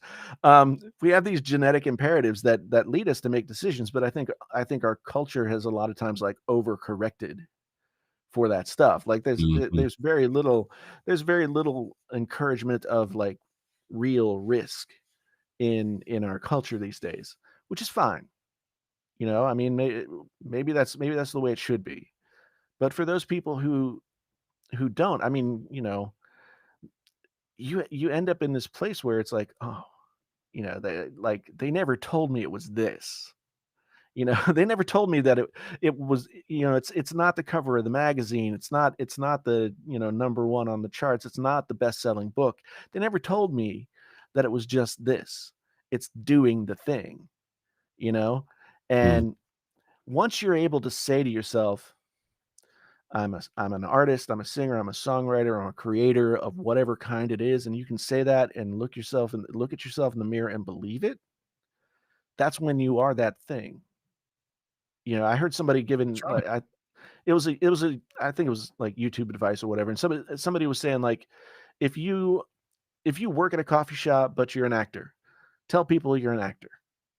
And I'm like, yeah, yeah, that makes sense because like if that's what you're doing, then that's what you do. That's right. If at some point you decide that you're going to get off that train and be an accountant, then you're an accountant. Nothing wrong with that.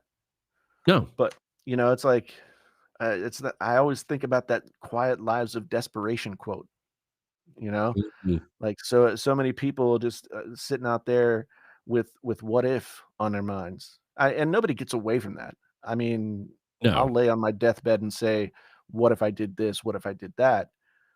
But at least I won't say, well, I followed the fill in the blank uh mad lib of how you're supposed to live your life, Right. I did the thing, you know? And it's Well, we don't come with an instruction manual, right? no. I mean, if we all knew exactly how to assemble ourselves and put ourselves together, we would definitely put ourselves together in the finest form anybody's ever seen. We piecemeal ourselves together with our experiences, and we Yeah, don't we can head off in one direction, but it's never a straight line, right, ever, for right. anybody under any circumstances, anytime, anywhere. Yeah, It's I I just realized recently that even though I've had an enormous amount of success in it, I don't think that my plot in life was supposed to be a songwriter and record producer. I really right. don't. I don't think that was my calling. I don't think that's what I should have spent 20 something years doing, but it's where I ended up. I mean, Yeah, yeah. Yeah, and it's, most people would not imagine that that would be kind of like the thought process, because they see the result and they're like, well, one of the chosen, right? But at the same time, like there's there are so many different nuances to that whole deal, you know? I mean, you got to that place and you had that experience, and it's now taking you to someplace else that may or may not be the ultimate destination. no, not even close. I say this all the time. I swear to God. And it was equally exciting and equally depressing at the same time. Yeah. But I remember being at the height of every pinnacle that I've ever accomplished, whether it's number one songs, platinum albums, making shit tons of money, having way too many cars. Each one of those was something that I defined success as. That Right. if I had the mansion, I was successful. If I had all the cars, I was successful. If I had on the charts and I had the platinum records, that was success. Every single time I accomplished each one of those things, when I got there, it just revealed the peak of another mountain. Yep. And it's Yep. like, okay, well, now I got to go see what the top of that one looks like. And I get to the top of that one. Nope, there's another one over there I got to go see. And you don't see those things on the way up. No. We look up there and we go, that's the top of the mountain. What we don't realize is there are 500 million mountains behind them. You just can't see Right. them because of the one you're climbing. Yeah. And I find when somebody tells me they're satisfied, I feel sorry for them. Yeah. How Yeah. can you now? I'm not counting like family things like that. Absolutely, but Yeah. if you're any kind of a creative or whatever, and you ever find yourself where you're satisfied, you need to shake things up because by definition, you cannot be a creative and be satisfied. Yeah. I mean, I've I've had a lot of people recently and otherwise tell me like, Jason, you're too hard on yourself. You should give yourself a little bit of a break. You're doing great. And on one hand, I know that that's good advice because I generally like can't separate like the good from the bad at a certain place. You know what I mean? But at the same time, like I know what the potential is, or at least I sense what the potential is. So I'm continuing to like put that pressure on myself. The only time it becomes a problem is when that amount of pressure like keeps me from actually being able to excel. Mm, And so, it's like, and that's been a problem for me all the time. Like when I drank, drinking was like the off switch. I could like I could go to dinner, grab a couple of beers, hang out, games on. I don't have to be a creative guy now. I can mm, be a guy that hangs out at the bar and watches this game and talks to these people. The only problem is like I couldn't be the guy who had like 2 beers and did that. right. So that was my off switch though. Now, even 10 years later, I don't have an off switch. I and that's the thing I've got to work on. The time where I give myself a little bit of grace to sort of chill out and be and not be nose to the grindstone. Because Mm, a lot of times, I mean, I'll end up watching like 3 or 4 hours of YouTube videos of an evening because I've been working all day on doing this stuff, and then I'll just like plop down in the easy chair and like watch a bunch of TV, and then I'll just feel like shit about it. And no, I'll I do think the about all same the thing. things that I could have been doing. I could have been Yep. playing guitar. I could have been doing this. It could have been, but my brain is fried, and yet I'm still beating myself up about it. So I know that there's that, but yeah, there's nobody who does this stuff and gets better at it and grows and continues to do it that ever says like that's the best I'm going to do. Mm, I mean, there I hope not. I've known so many writers who like from the writing world, you would look at the success that they had, the sort of accolades, whatever, and you'd be like, wow, that's a lot. You should, and you would think like, oh, they must be they must be feeling pretty good about themselves. Truth of the matter is, they're fucking basket cases, like And just still driving themselves, chasing something, yeah, still right? driving themselves crazy Right. to get the thing. It's not that they didn't do it well. It's just that, like you said, every time you learn something new, every time you grow to a certain point, you come to be able to recognize a certain thing, Mm, and you learn to internalize that. That just shows you the thing that you didn't see before that you were getting wrong. that's Like right. I I've talked to people a lot about, how when I was younger and I read books, I always understood there was like this different level of like prose writing. I never understood what it was comprised of. I just intuited that it was there.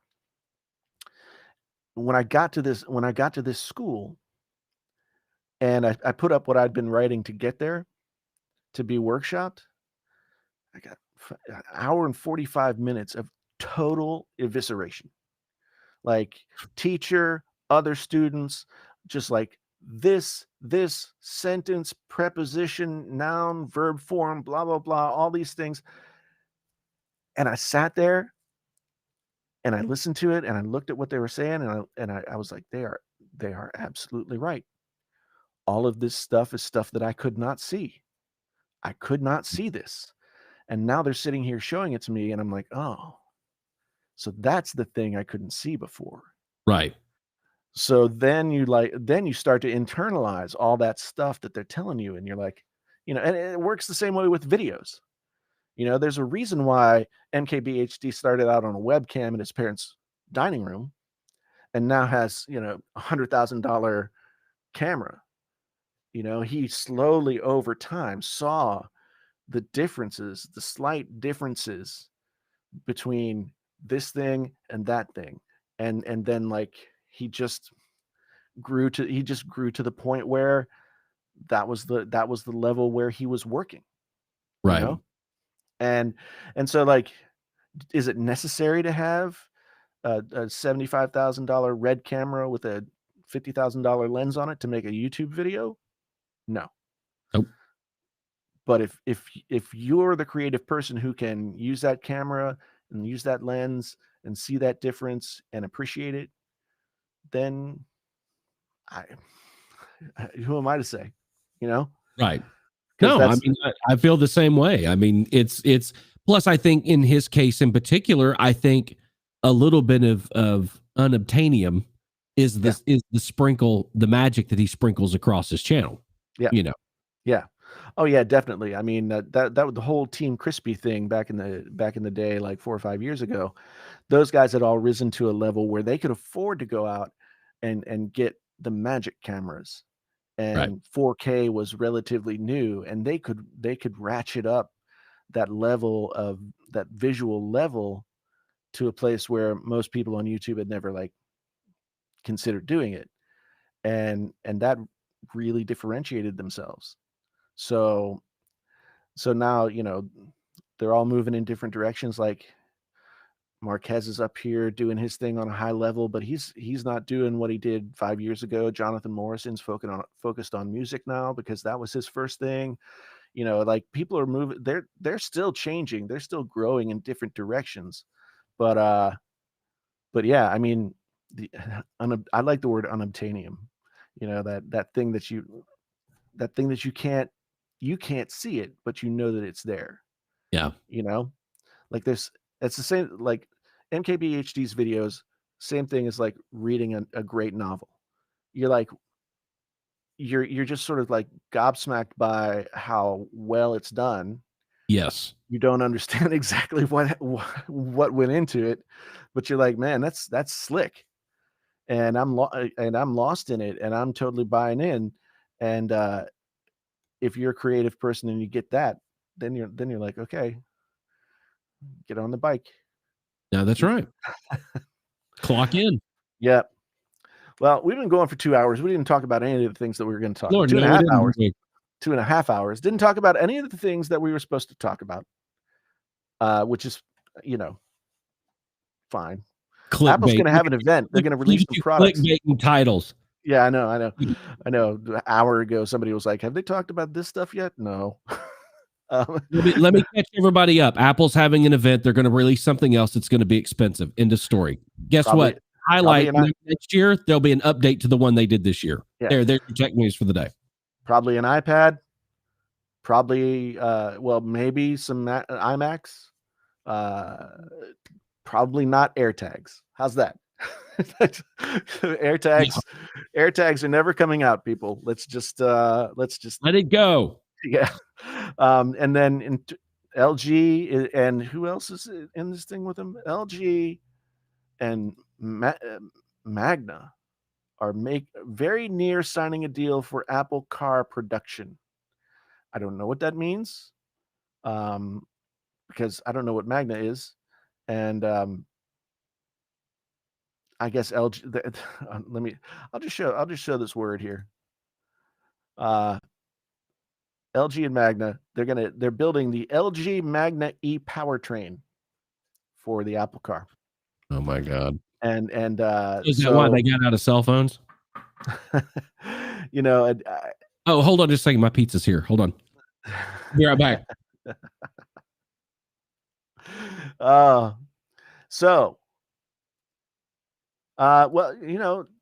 haven't seen anybody dropping any super chats tonight. So this was not a super chat night, though.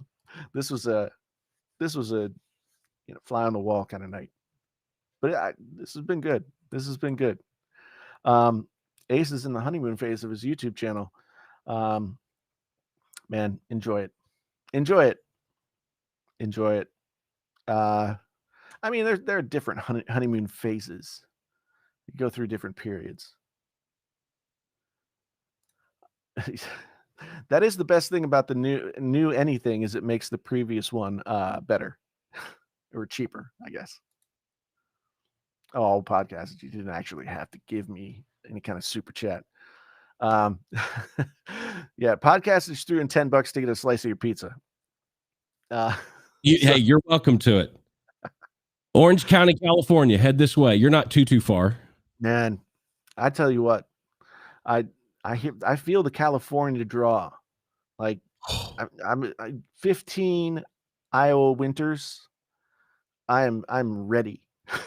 I mean, it's dangerous, dude. I mean, I will say this: best decision period ever in my life. But it's a thing. I bought 2 motorcycles in the last 2 months. I mean, it's a new lifestyle. It's a completely new thing, but I love it. Love it. Yeah, I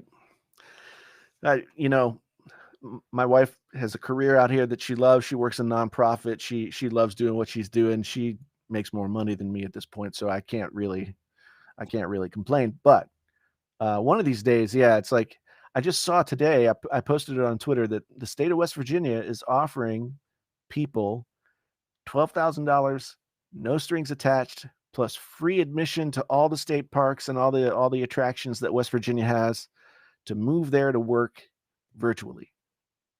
$12,000, no tax, no nothing.